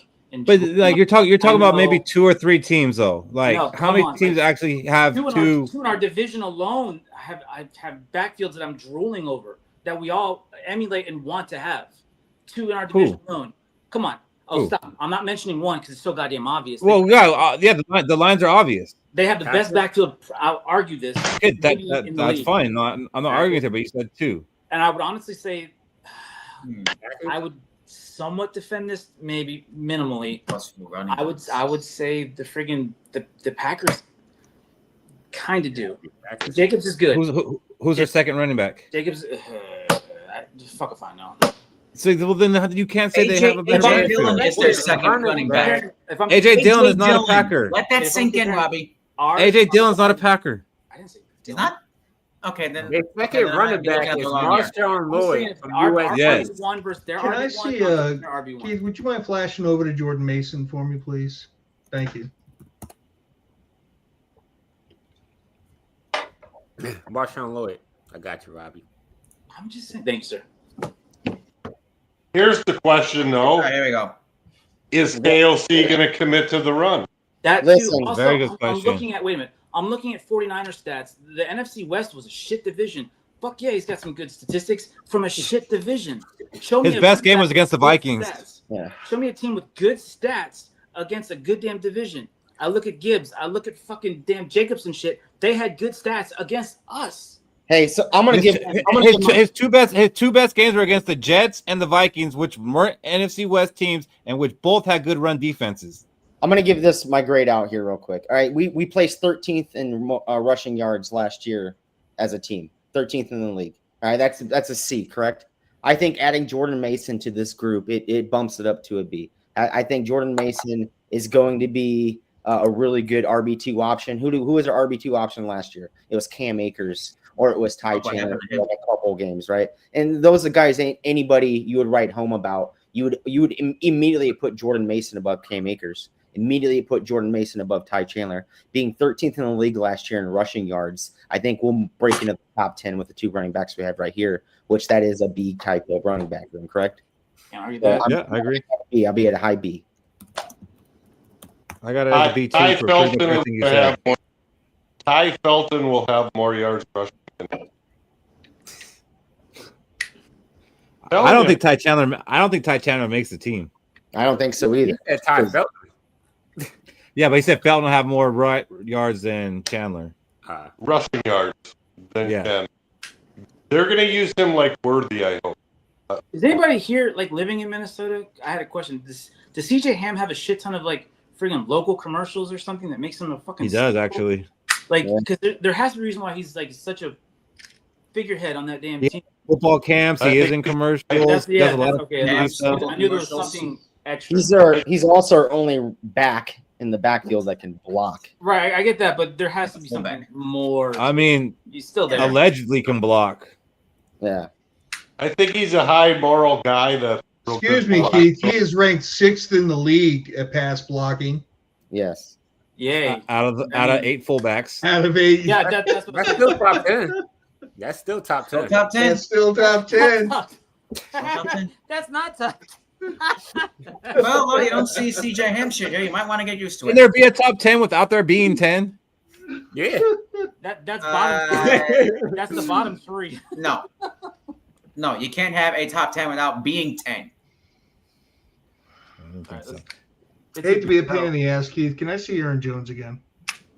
Because I'm really struggling with where I'm putting my grade for this group. A B is fair. A B is fair. What I found crazy about Aaron Jones is like when he came over, it was like, oh man, the guy get injured all the time. He played every game for us, but he did get banged up a lot. But he had his best, basically his best career season last year. Aaron Jones, his last 2 years in Green Bay was the better Aaron. No, it wasn't. I think his last 2 years in Green All Bay. right, so here's what I remember from Aaron Jones last year. I remember in the first half of games, he was phenomenal. In the second half of games, he did not get stronger. He got weaker. Definitely. I'm sick and tired of seeing our division have better goddamn running backs than us by a mile. I'm sick of it. But I love the Jordan Mason pickup. Mm-hmm. Yeah, but no. That was a steal. That was a steal. I'm trying to decide if I want to go B or A. That's my problem. You're going to be plus then. That's what I did. I don't do pluses. Noobs do pluses. Give it an S. I did a plus. S class, Shaq. Same with Robbie. SS class, SS plus class. we'll have to redo S that class level. rank 2. Redo that level, goddammit. But his 4.5 yards per carry was his career low, and it was still the 12th best among running backs that had 200 plus carries. Mm-hmm. And he was great at receiving. Yeah, it's just the fact that we guy kind of who I overused him. He did pretty good. We overused him because when he was on Green Bay, he always had a backup that would split carries with him. When he came here, we used him like he was a workhorse, and it showed why Green Bay used him with a backup. Yeah, because Chandler couldn't do it, so kind of had to. And there was that great third down conversion reception he caught from Nick Mullins. Cold off the bench. Yeah. No, actually, I think that sent him to no. Nick Mullins called off the bench, but that sent Aaron Jones to the bench. But yeah, that was against the Jets in London. Did he catch 2 passes from Nick Mullins? I don't know I think the second one was a tight end that caught that first down. Yeah, that was a tight end, I think. I do All remember. right, I can't be a homer. I got to say a B. I'm giving it a B too. It's because like we don't have that running back that they fear. We kind of got 2 good running backs, but we don't have an elite running back on the roster. They're both 7s. They're both solid 7s. That's it. They'll be 7s. They're good. That's fine. That's fine though. Yeah, good. And we don't have a coach that may not commit to the run. So it doesn't. Because we have a 10 and an 8 at receiver, so it's okay to have 2 7s at running back. I mean, I feel like KOC would commit to the run. Just like you have an 8 at running back. I'll give him that. Well, I hope we see it, but right now he has coaches in his DNA. Boy, that 8 at receiver, you've got high hopes for Ty Felton, huh, Keith? Yeah. I have Huge Yeah, hope. me too, T-Guy. Because our 9 is out for 3 games. I'm not even trying. Oh, yeah, I forgot about that. You know what? I'm not even gonna bite that. He's I'm gonna be going for 0. I'm gonna acknowledge the trap. I'm gonna see the trap, and I'm gonna step right over the trap. I'm gonna walk right around the trap. See the trap's right there. I'm gonna look. See, I see it. No, Well, I was Seeing the the trap. 9 was definitely a trap. The 8 was serious. Oh, I'm now gonna dust the trap off. It is a nice trap. Go back to drink. Freeman in the mirror. Mimic. It was hard though. It was a lot of restraint. It was a whole lot of restraint. So we got our quarterback room, we're feeling a C, and running back room feeling a B, and I think that's fair. BC before Christ. Before Carthy. That works too. Before Christ. Broken Carthy. Hey, you know what the good thing is if it's true what I saw, Busted Carthy. JJ is now expecting a baby. That means that he isn't going to be getting any for a while, so his legs will be under him. You know what? Well, Good for he's him. definitely expecting a baby. That's definitely true. You can always do her in the past. Oh my God. Well, No comment, please. no comment. John, let's hope the refs are better this year. I mean, they're only gonna be better if they like JJ McCarthy. If the NFL don't like JJ McCarthy, then better luck next year, I guess. Well, Better start one up to the quick. I watched a lot of football last year, and the refereeing was bad all over. It wasn't. Yeah. It seems to get worse every It was single just year. horrible. Come over, T-Bass. Come over. I've been trying to get Keith on board, but They doesn't were see very, it. they were very, He doesn't see it. very heavy-handed for us. Like they threw us a lot of shit. There were. I mean, the referee may be bad, but I don't think it's rigged. There was a lot of bad calls in a lot of games. It wasn't like it was horrible last year. Just watch most of the Chiefs games. Example, Those are the worst. Vikings, Rams, Thursday night. One bad call. Yeah, we got, and then we got our ass beat. There was more than one bad call. There was a lot of Oh, bad yeah, calls. there were on a us lot on of bad defense. calls that game. There were a lot of bad calls that game. I still no can't get calls. over the fact. Sour You grapes. know, this is the main reason why I hope that JJ McCarthy is my night over good. that shit. They beat us twice. This is the main reason why I hope that JJ McCarthy is good, because I want our quarterback to start getting those calls. I want the league to love our quarterback like that for a little while. Me too. You have to do State Farm commercials. Have a weird looking wife. Case Keenum. Case Keenum. I think it helps that you're. No, I'm not. Can't say that. Never mind. Moving on. Thank you. You're welcome. Well, you got to get the quarterback Fluffy that hair. NFL wants to make the post point. I mean, he's likable. It's No, just Yeah, he's very likable. we just need. He's got to throw a no-look pass in his first game. Like Mahomes. Fuck that guy. Then it'll all start happening. I mean, it didn't start with Patrick Mahomes. Brett Favre got all the calls, but it was back then. Harva. He's not getting the calls now. Didn't he get indicted? Poor guy. Dumb. Yeah. It used to be pathetic when Favre was back. Indicted for what?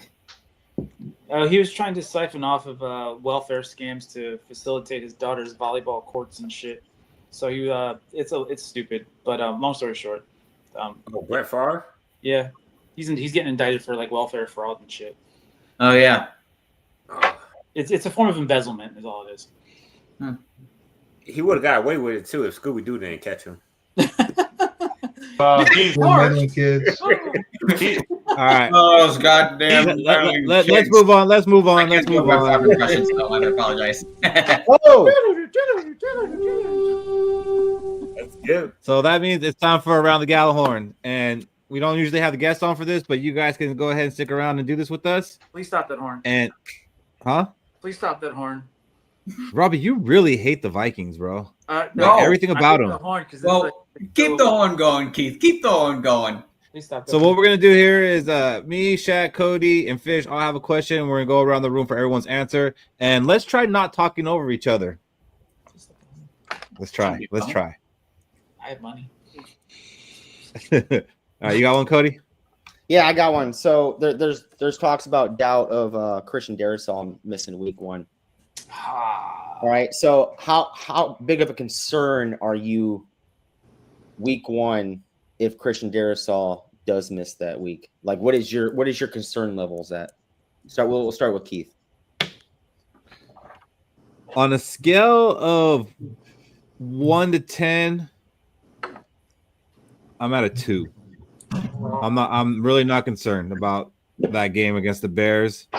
If it ends up being longer, then obviously I would change my number. But that first game against the Bears, I'm really not that worried. And I don't know why. Please don't ask me why. But for some reason, I have faith in Skol for some reason. Skol. I can't even say his name right, and I have faith in him. I don't know what it is. I just think he can step in. I think he can be that guy, like kind of like Robinson was first last year, where he comes in, he plays one good game, and we're like, oh my God, this guy could be something. But we don't want to see that second or third game. Now, what if it's Brandel? I don't think it will be, but Brandel actually played okay as a tackle. Skol got that R on him. I don't think it will be him. I'm okay if it's one game, but something tells me if it's one game that it ends up being more, and then I'd be worried. But if it's one game, I'm not worried. Worried for the game or worried for the season? Not worried for the game. Or just worried. Just worried. Okay, right now it's just week 1. So if it goes to week 2, if Darrisaw doesn't play, I'm still confident we win that game. Yeah. Generalized anxiety. Fair enough. All right, Robbie, what's your concern then? I'm superstitious, and at first, I wasn't happy that we took Darrisaw. Again, I'm gonna get shit for this one over Mac Jones because that's who I wanted during that draft. But when we got Darrisaw over the years, I'm as again prejudiced as I am towards certain college peoples and all that type of stuff. I actually consider Darrisaw our best player. That's me. I honestly do. That's fair. So like Keith said, I see this as a domino effect. And again, I'm superstitious.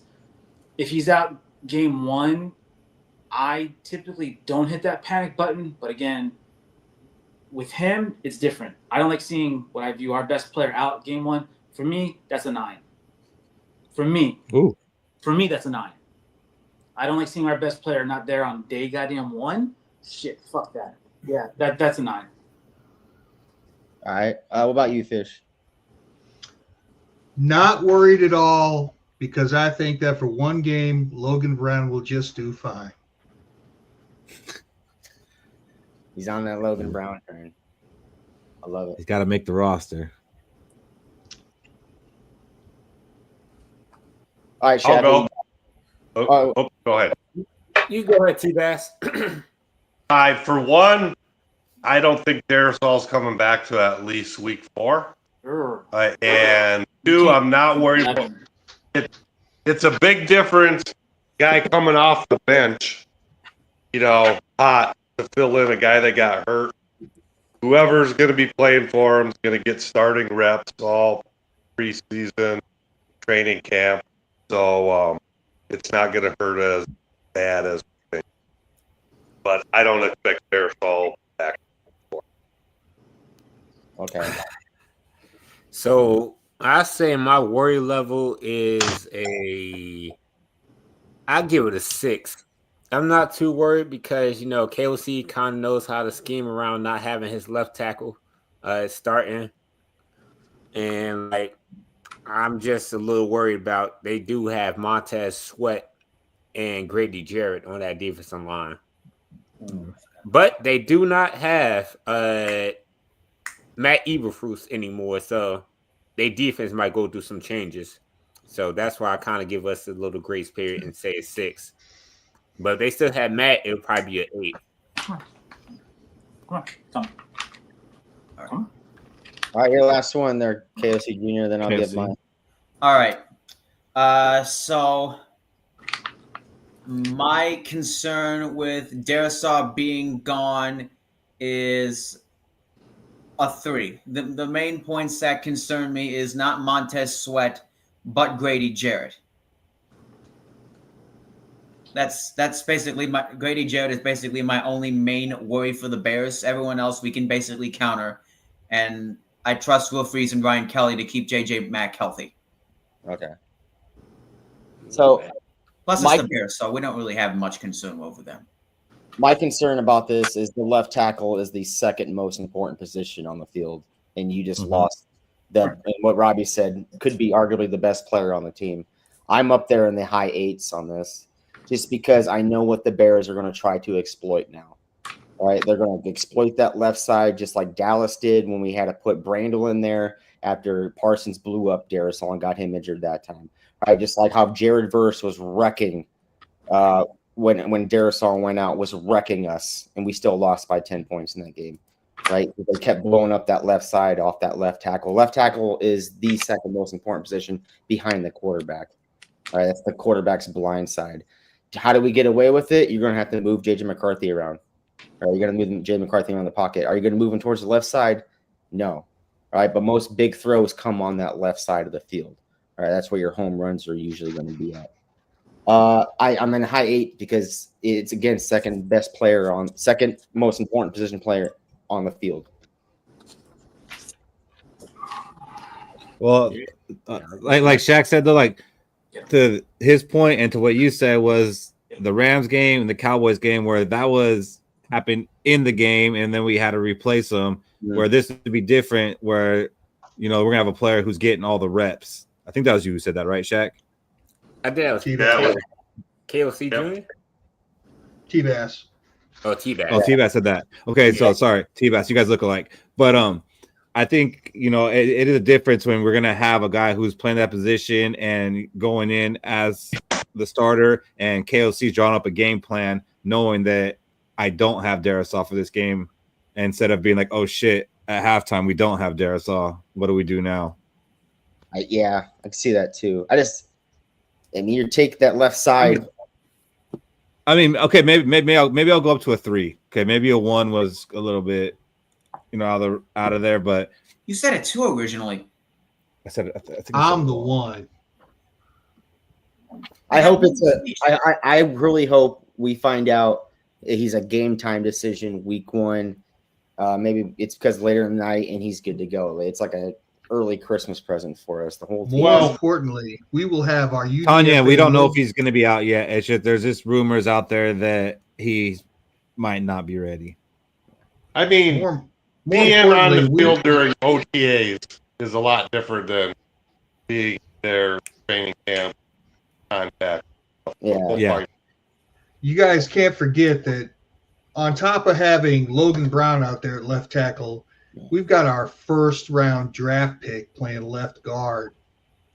By God, it doesn't matter who's playing left tackle. That left side is going to be solid. It's going to be a Walden. Let me ask you this. Work on your sarcasm. You and I are going to talk, and I will. What if Minnesota Minnesota did what Ohio State did and shifts Donovan Jackson at the left tackle for a game or two, and we even place the left guard right out there? I don't want to see it. I want to keep him at his natural position. You're right. They did win the championship with him at tackle. They did. Yeah. But like T-Bass said, I'd rather him because I want him to be an elite guard. I don't want no hiccups in his development. I also agree with that. I agree with that. I'm just saying it's not out of the realm that they do try it, but I would agree that I'd rather keep him at guard and play either Justin Skol or even Brandel at tackle. Like worst case scenario, we're forced to play him at left tackle. That's the only way I'm moving him. Like Gjallarhorn can't play, and then his backup can't play. Then that's when you be like, all right, we gotta move, Jackson to left tackle. And that's a big thing to do to a rookie guard. They draft as guard. Let's say week 3, hey, we're gonna move you to left tackle. Bullshit. Your first round draft players start. That's rule 1. You draft a player in the first round, they're Oh, starting. he's starting. That's rule one. Well, who says he's not starting? No. I mean the starting guard. The starting guard to Shit. throw him into tackle. That's not as starting. Then you don't start. Then you don't draft them. If they're not starting week one and on round one, you don't fucking draft them. Period. Moving on. No, I think You he's didn't- going you to didn't start from Bama? starting at guard. I'm sorry. Did our first rounders not start? I think they all have, even the shitty ones. Our first rounders have all started. Turner didn't start. I'm pretty I sure. don't think Turner started. No, Turner did not start, actually. I remember I mean, talk about walking into a trap. He should have started. Oh, yeah, the $240,000 scam. I feel so bad for this man. All right, I'll take the next question, guys. Go ahead, Well, Fish. wait, McCarthy didn't either. He was Reach into your crystal ball here, fellas. In the 2026 NFL Draft, the Minnesota Vikings first round pick will be either selected 1 through 16 or 17 through 32. Which one is it? Go ahead, Keith. 26. Why I gotta go first twice? Nothing being picked on. Because you're popular. But this one was easy, 17 to 32, and I'm gonna say it's gonna be 25 to 32. Ooh, okay. Kelsey Jr. It's going to be in that late 17 to 32 range, and my crystal ball is saying that we get pick 27. That's close to what I was. T-Bass. I'm not a big fan of first-year starting quarterbacks. There's such a learning curve. So I'm going to say 116. Cody? You would. I'm going with 17 through 32, and I think we're going to be within that high 20 range. Just because I'm going to be biased, and I just want to see this team roll at least a couple games in the playoffs, at least out of that first round. And I'll even go with the pick. I think we go after Malik Muhammad out of Texas. He's my draft crush in this whole thing. Not bad. All right, Robbie. The Rams are improved. I see the Eagles running the damn table. I don't think the Lions are going to be as great as they were. No. As much as I want to be a fucking antithesis to everybody else, I don't see us being under 16. I don't see that. Wow. Yeah. Did not expect that. 24th. 24th. I see another horrible thing that we're all bitching and whining in 9 months. Seriously, a one and done. Oh God. But you do see the playoffs. I do. But we're bitching big time. 24th. Yeah, I say 24th. I mean, we've been bitching for 63 years, whatever Brian Peterson says. How was someone lifting this up? Shaq, 1 to 16 or 17 to 32? 5. Whatever. Bob with the fucking banger. Wow. So for me, I say it's gonna be the 16 to 32, and I'm going close to what KLC Jr. said. I'm gonna say we're gonna pick 28, so we get that one, and then we get smacked in the NFC Championship game. Question: who are we gonna get smacked to? Probably freaking the 49ers. What? I don't know. It's just I'm expecting us to pull a 1987 on San Francisco. I'm not even expecting San Francisco to make the playoffs. I don't know. It's just on the spot. I can't come up with anything that's going to smack us in the playoffs. Throughout Kyle Shanahan's tenure, there's a fucking circle, and right now I think that the 49ers might lose the NFC Championship. The returning champions who just got a little better, maybe. How about them? Just saying, maybe. Okay, maybe there's a. Yeah, you could have said. Could have just said the Eagles. They get home I field. was just saying, how about them? I would say the Eagles, but I'm pretty sure the NFL going to have them figure out an offense this year. I don't know, man. I don't think you can figure out that. I don't think you figure out that Eagles. The Rams have gotten better. Stop Saquon. That's pretty much the offense. Well, All right. I got one.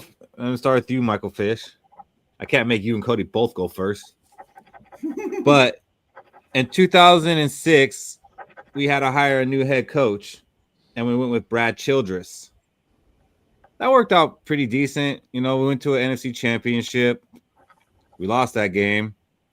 Maybe he had a penalty call that was his fault. Maybe. I mean, there's fingers pointed everywhere. I thought he had. However, another coach got hired in 2006? Sean Payton. The Vikings had hired Sean Payton instead of Brad Childress. Would we have won a Super Bowl? Yes. No. No. Thank you, Michael Fishes.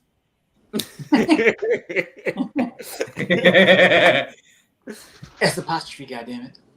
No, because Sean Payton won a Super Bowl because he got Drew Brees. We would have still never got Drew Brees. And Brett Favre.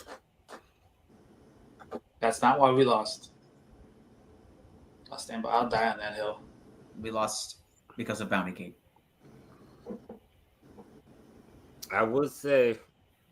I'll say yes, or we would have made it further with Sean Payton and Brad Childress, only because I feel like Sean Payton actually knows how to develop an offense. Brad Childress' offense was hand the ball to Adrian Peterson and then hope our quarterback could make a quick pass. That seemed to work. That seems to work. Yeah, until we got for a while, that could stop the run.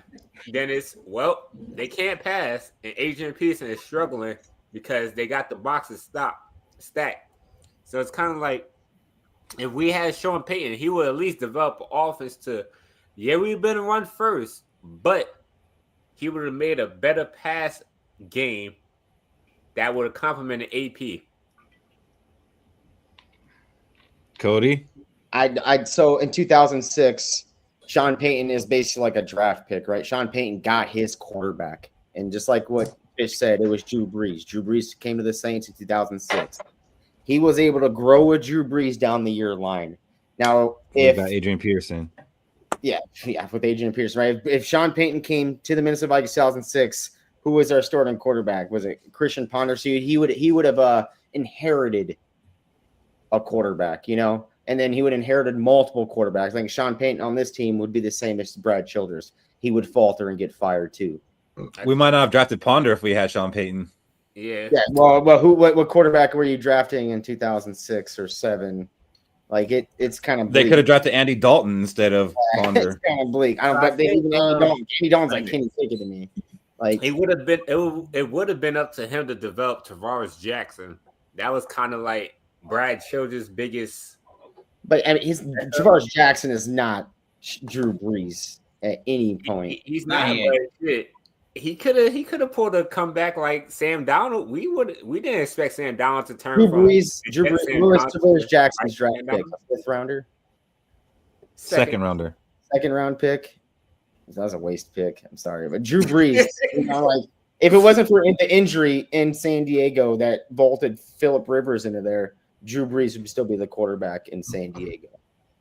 That was a steal of a pick from him to get for New Orleans that very first year. They won a Super Bowl in 3.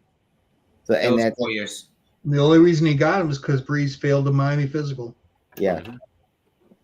But didn't they kind of say Drew Brees wasn't that good? He's kind of like okay. He didn't really become Drew Brees until he was on New Orleans. Buddy Ryan said that about Chris Carter. I mean, Justin Jefferson was just a slot receiver, Shaq. Mm-hmm.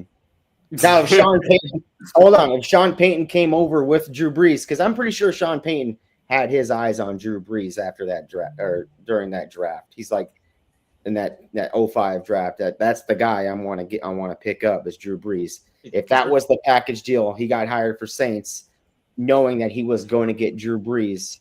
But and that's how they won that Super Bowl 3 or 4 years later. If it was the same way here in Minnesota, then I would take Sean Payton.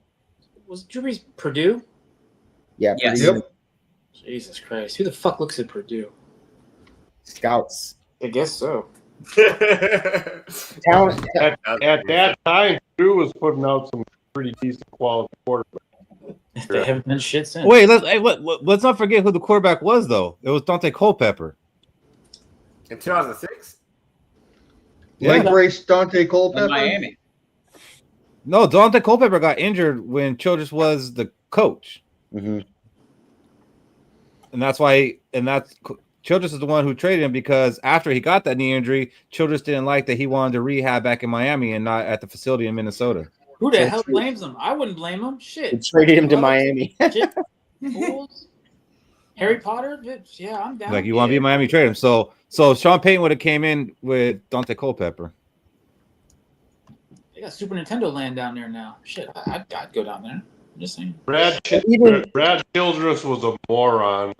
My answer, yes. I really thought he had cancer. I thought something was wrong with him. You think we had a better chance at Super Bowl with Sean Payton? T-Bass? What's that? You think we would have a better chance at a Super Bowl if we would have had Sean Payton instead of Brad Childress? The NFC Championship. Do we have Dante Culpepper? Yes. Do we have Dante Culpepper? Or are we going with like Brad Johnson? I'm just Brad saying. Johnson won a Super Bowl. I'm just saying the team the Vikings had with Favre, they'd have a far better chance with Payton as the coach than idiot Childress.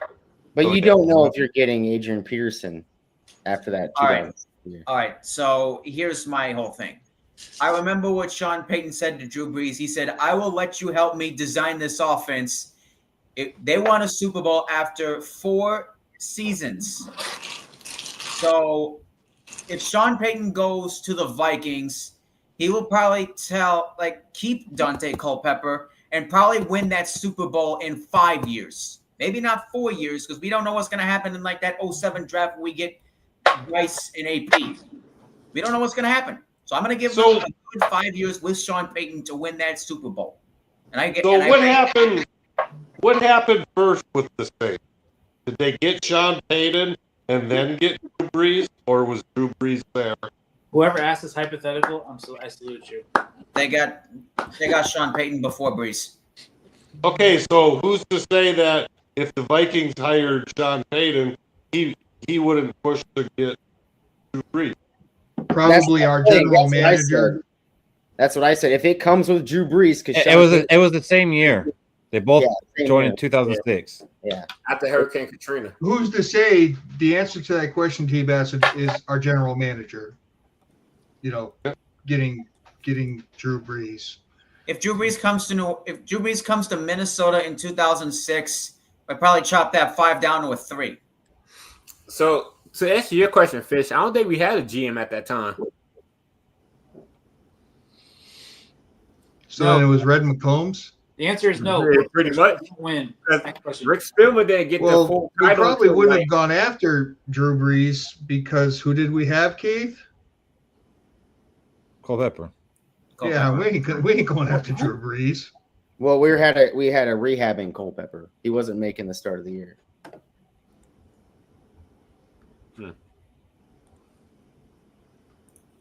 So interesting question.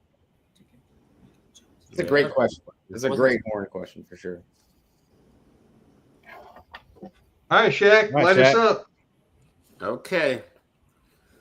So my question is, I was gonna do the one we sent in the chat, but I'm gonna do a Cody ball. Where do you guys feel that this Minnesota Vikings defense will finish in the NFC conference? As in ranking, and so we're talking Shaq, are you talking total yards or points allowed? Or? Yeah, no shit. This is the most vague shit. Like, no, he's talking about like where's our playoff ranking gonna be? So I'll say this. I'm gonna do because when they do the I'm gonna do yard. I'm gonna do yard. Oh, okay, yards. Yeah. So we can't be that bend don't break defense. Nope. All right, Shaq, can you please repeat the question again? Can't we just rank the pass defense? So in the NFC conference, where would you rank the Vikings defense for yards? Where do you think they'll finish? 1 to 2? Is it Tanya or Tania? I don't know how to. It's Tanya. Tanya, okay. Unless I'm pronouncing it wrong, then please correct me. What's the order, Shaq? Who do you want to answer first? At this point, it'll be anybody, but I'll go with T-Bass. He seemed ready. Oh boy, about middle of the road, because I still have to see what this defensive back will do. Yeah. So I don't know. 10th in the conference. How about you, Mike? Well, All right. I got. You Still said have a lot of throughout the questions. entire NFC, right? Yeah, just the NFC. Not Okay, the just the whole NFC. NFL. I want to Yeah. say fringe top 8, like that 7, like at number 7 in the NFC. But we can't go back to the bend don't break. If we do bend don't break, then we're just going to be at like that 9 range. Jeez. Go ahead, Robbie. Well, there's the 16 teams in the NFC. Yes. Mhm. So our secondary, because we did so much in the draft, is dead damn last. Dead damn last. Dead last. Dead last. 16. Our pass defense. I'm gonna play that back. I'll put 5th. I'll put that 5th. So what's that? That's 21 divided by 2. We're 10.5. So I'll round up to, you know what? I'll be nice. I'll round down. We'll say 10th. You mean round up? That's perfect. I'm going to round down. I'll say 10th. Out of But 16 there's like teams, linebackers and Maybe. defensive line. Like, Just saying, again. Yeah. Well, I was gonna say Okay. Pace is still a big liability. I'm gonna jump in on this one, and I'm gonna be conservative with mine and not go crazy. And I'm gonna say 3rd. Ooh, with that secondary, With that secondary, Whoa. yes, with Isaiah Whoa, Rodgers Mr. Hot Take and Byron right over here. and Byron Murphy, who led, I think he led the NFC. No, behind Kirby Joseph in interceptions. Yeah, with that secondary, 3rd. Can I jump And in on this? I'll give number one. Number one's probably the Eagles, and then 2.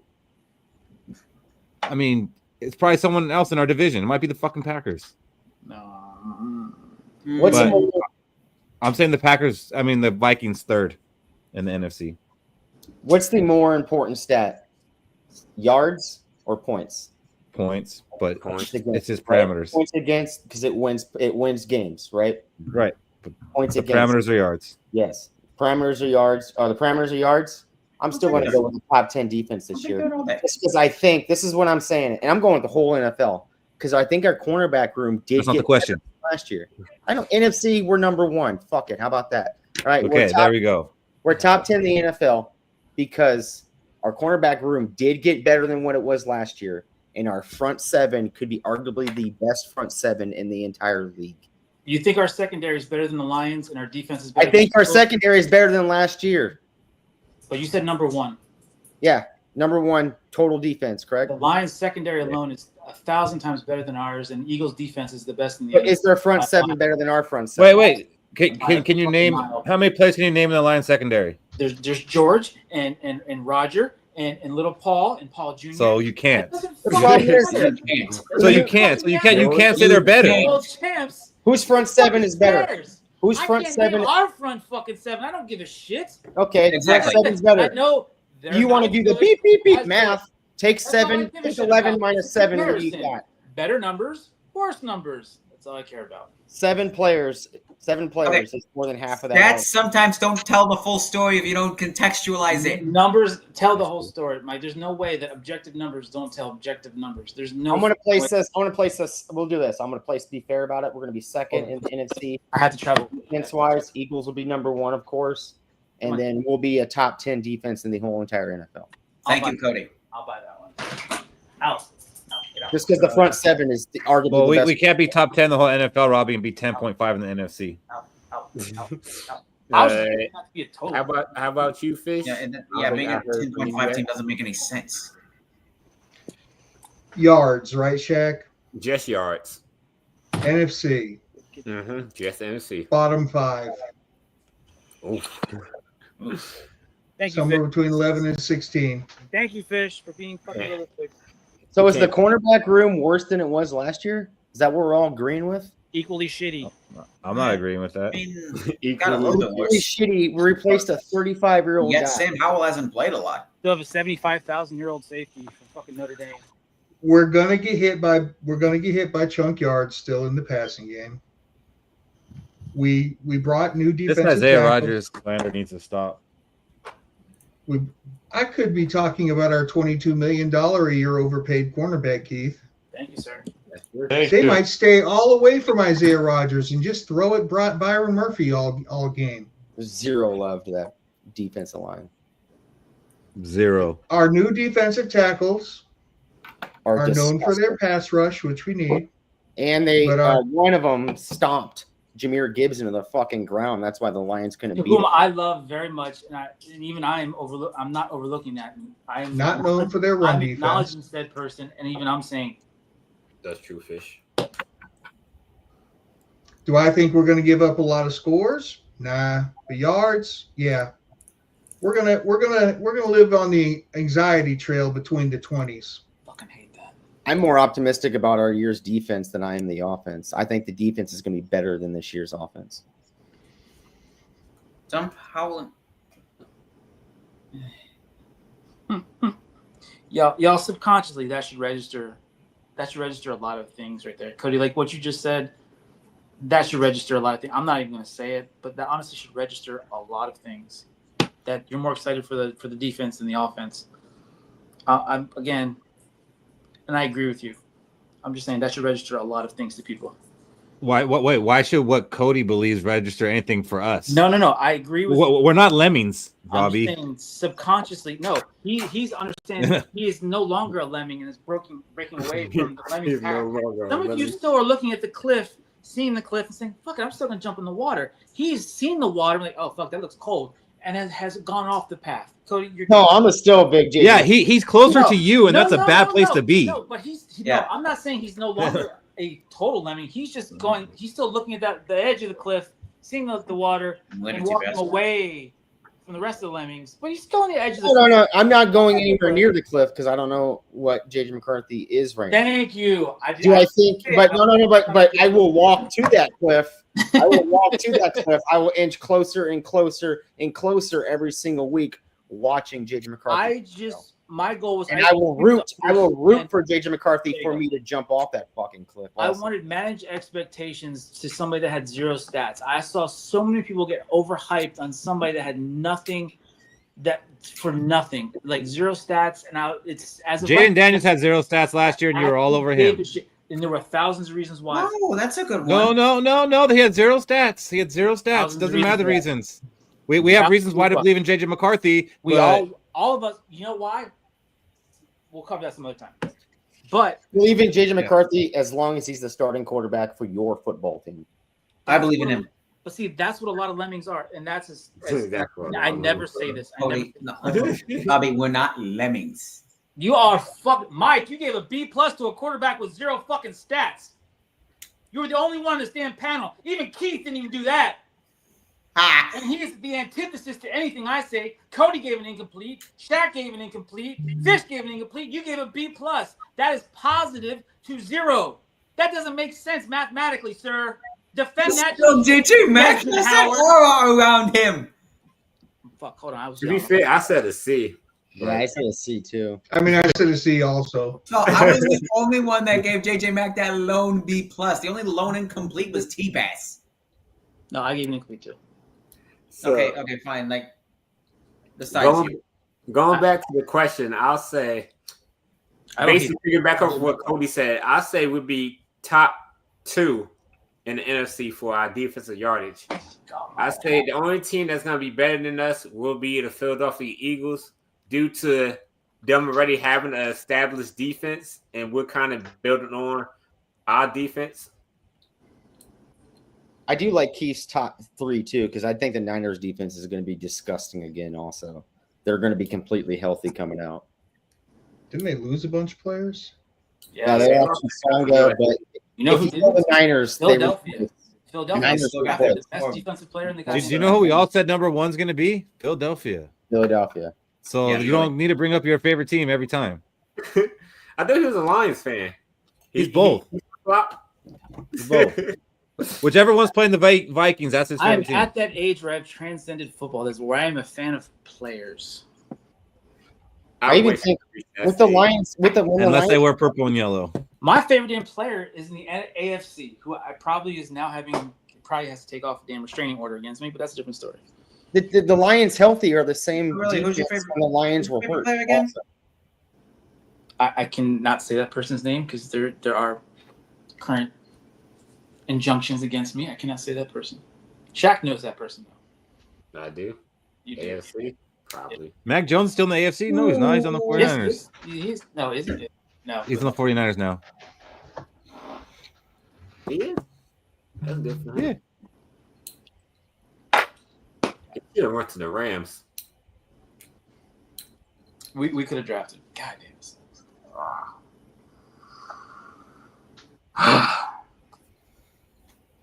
I would have like 9,000 Brock Bowers jerseys. I swear to God, I would. Even the shitty ones that are out now.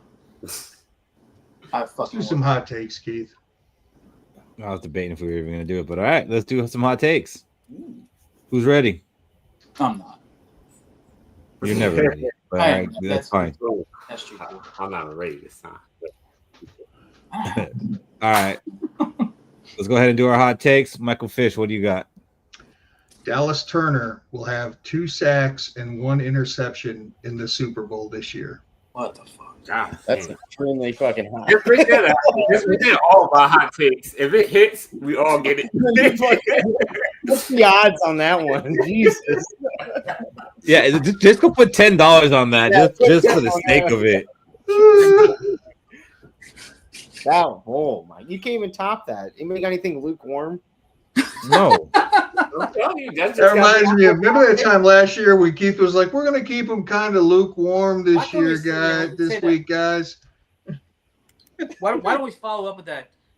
God will be the halftime show. Like up with that. I mean, that's not really hot. He's kind of always there. Yeah, he's always there, to be honest. Wait, are you saying that Metallica got the halftime show, Robbie? No. I don't even think they announced the halftime show yet. I'm going to try to keep this organized, so who's ready? Not me. Jesus Christ. I'll be ready. I'm going to say a week 1 game. 1. The Minnesota Vikings will have 6 sacks in week 1. Fuck. I was going to make that one, but not yet. But that's cool. That's cool, Cody. I like it. I'm good. Mike. Okay, so here is my hot take. Andrew Van Ginkel will finish up the season with 12.0 sacks, 3rd in the NFL behind TJ Watt and Micah Parsons in sacks, be 2nd in TFLs. You could just stop right there. And get 5 forced fumbles. Okay, Cody. Calm down then. Yeah, Cody. See how it is, Cody, if you're on the other side of something like that? It's like it's already hot, but then let's keep like I had to do something. like that. That's more gas. I had to do something right on. I mean, I'm not even gonna be able to clip all that. No. From now on, only one person is allowed to make Van Ginkel predictions. I'm just saying, only one person should be allowed to make Van Ginkel predictions. Yeah, probably me. Only one. Van Ginkel is going to Van Ginkel quarterbacks and terrorize them. And I was the only one who wanted him when we signed him. You took some convincing, Robbie. Yeah, I did. I did not mention. Listen, I was on that train from day one. You were, Fish. You had to convince me of that fact. I could not stand him. I did not. I thought his wife was extremely attractive. I thought he was extremely attractive. You know what? I came around. And we learned that's how you judge players. That is very superficial. See, Timmy coming in with that pizza roll heat right now. He's at 3 pick sixes in week 1.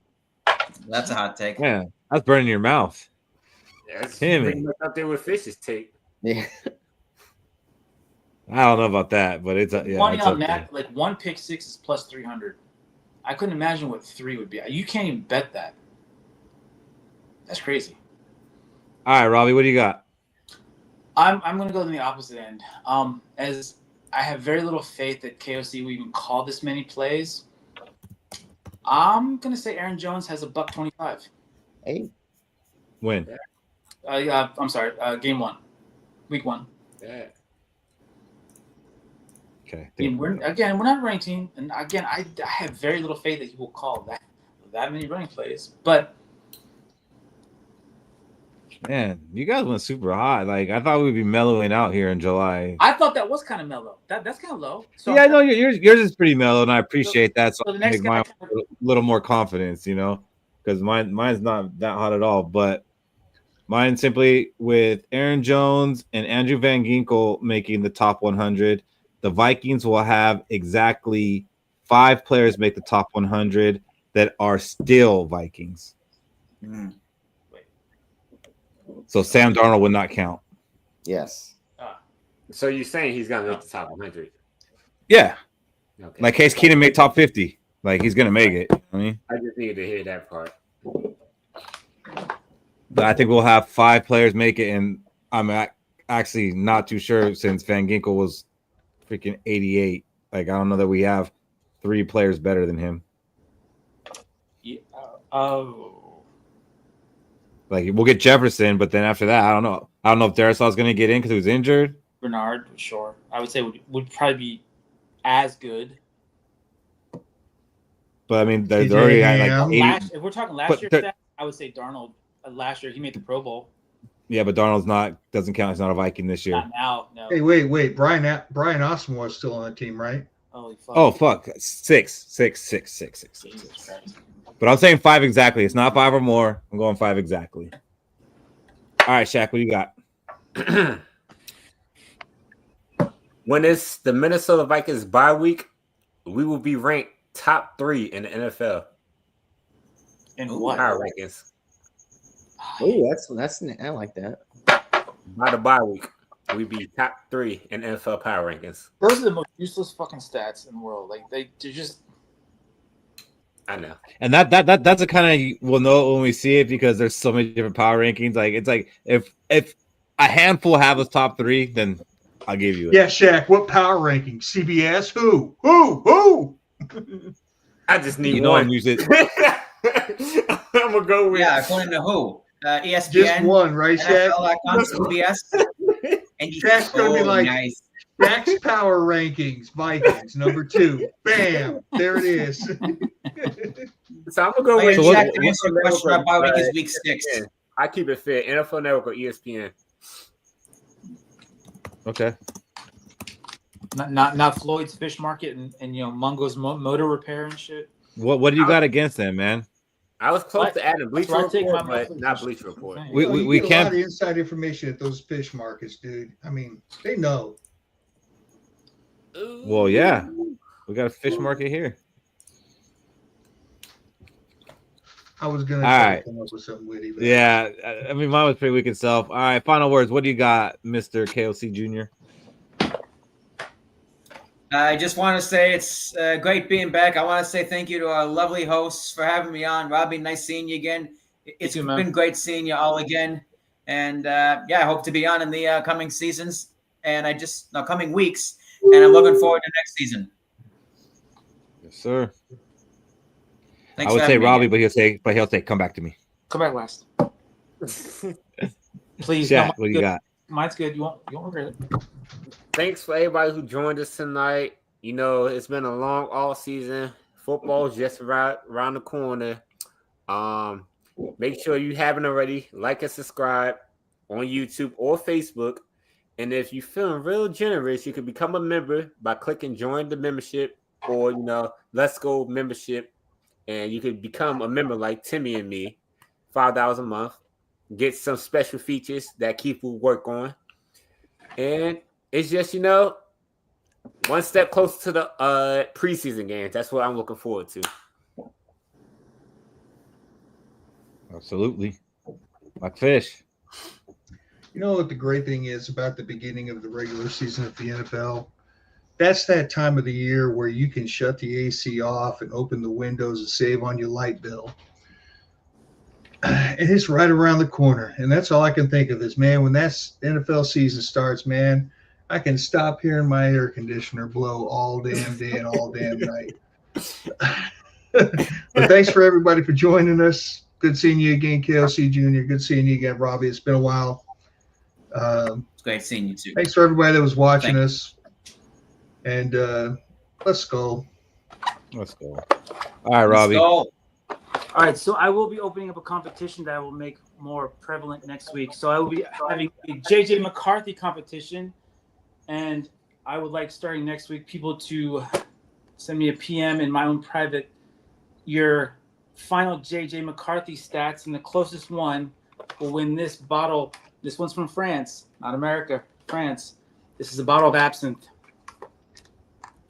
It's a true bottle of Keeps absinthe out of the running. from France. I'll sell it. I'll sell it. Oh yeah, this is the good stuff. There's only one winner, and if anybody for some weird reason is tied, the winner will be chosen by me for who I like more. That's just how I roll. So that will start next week, and Keith, you and I will work that out somehow. But the winner will get the bottle of absinthe. And this is the one from France where they stopped giving the Look that up online. You'll see the difference between France and American version. There's a big difference. A big difference. You want Keith's not interested if it's not cucumber water. Robbie, I'm sorry. No, you want the French version. Trust me. You want, because that's the stuff they still left the additive into it.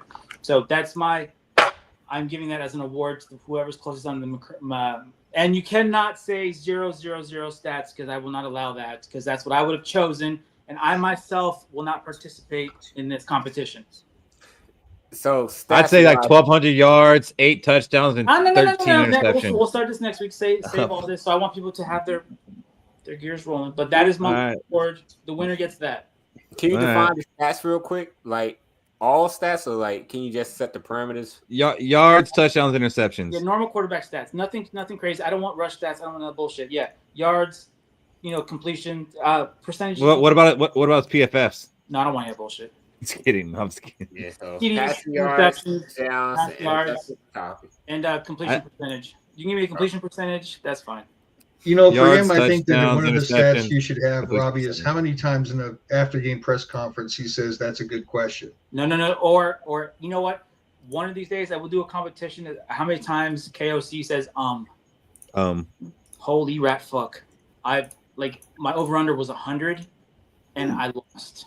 I took, oh my God, I took the under, and I was double down. Holy shit, it was bad. Cody, what do you got? All right, what do I got here? Hey, it's Thursday, right? The weekend's coming up. Make sure you be safe.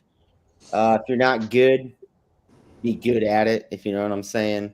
Don't be a Jordan Addison passing out your wheel next to the airport. Now you got to face a 3-game suspension, or you lose your job, something like that, right?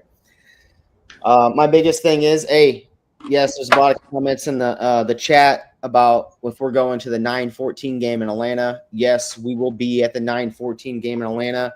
Right now, we're trying to find an Airbnb that has bunk beds. So that can hold me. We're looking at right now. Yeah. Also, I ended up winning tickets right above the players tunnel, home players tunnel, to the Vikings Detroit Lions game on Christmas Day. So I'm stoked about that. Me and the wife are going to that one. Ooh, congratulations, Cody.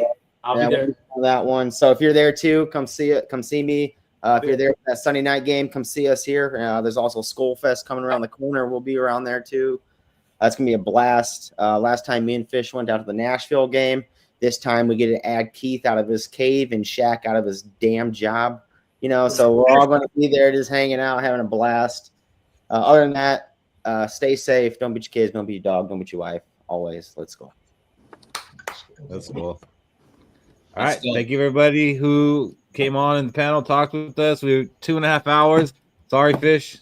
I thought it'd be a little bit shorter. I'm sorry I got to work tomorrow, so this sucks for me. Whatever. I don't got to work tomorrow. It's 9:15. Guys, it's 9:15. I don't know if I'm going to be able to wake up for work tomorrow. Fuck. You poor baby. It's 12. But I don't got to work tomorrow, so lucky me. Lucky you. Thank you, everybody who watched. Please hit that subscribe button if you haven't already. It doesn't cost you anything, but it helps us a lot. See you guys next week. Let's go. Let's go. Thanks again for having me, guys.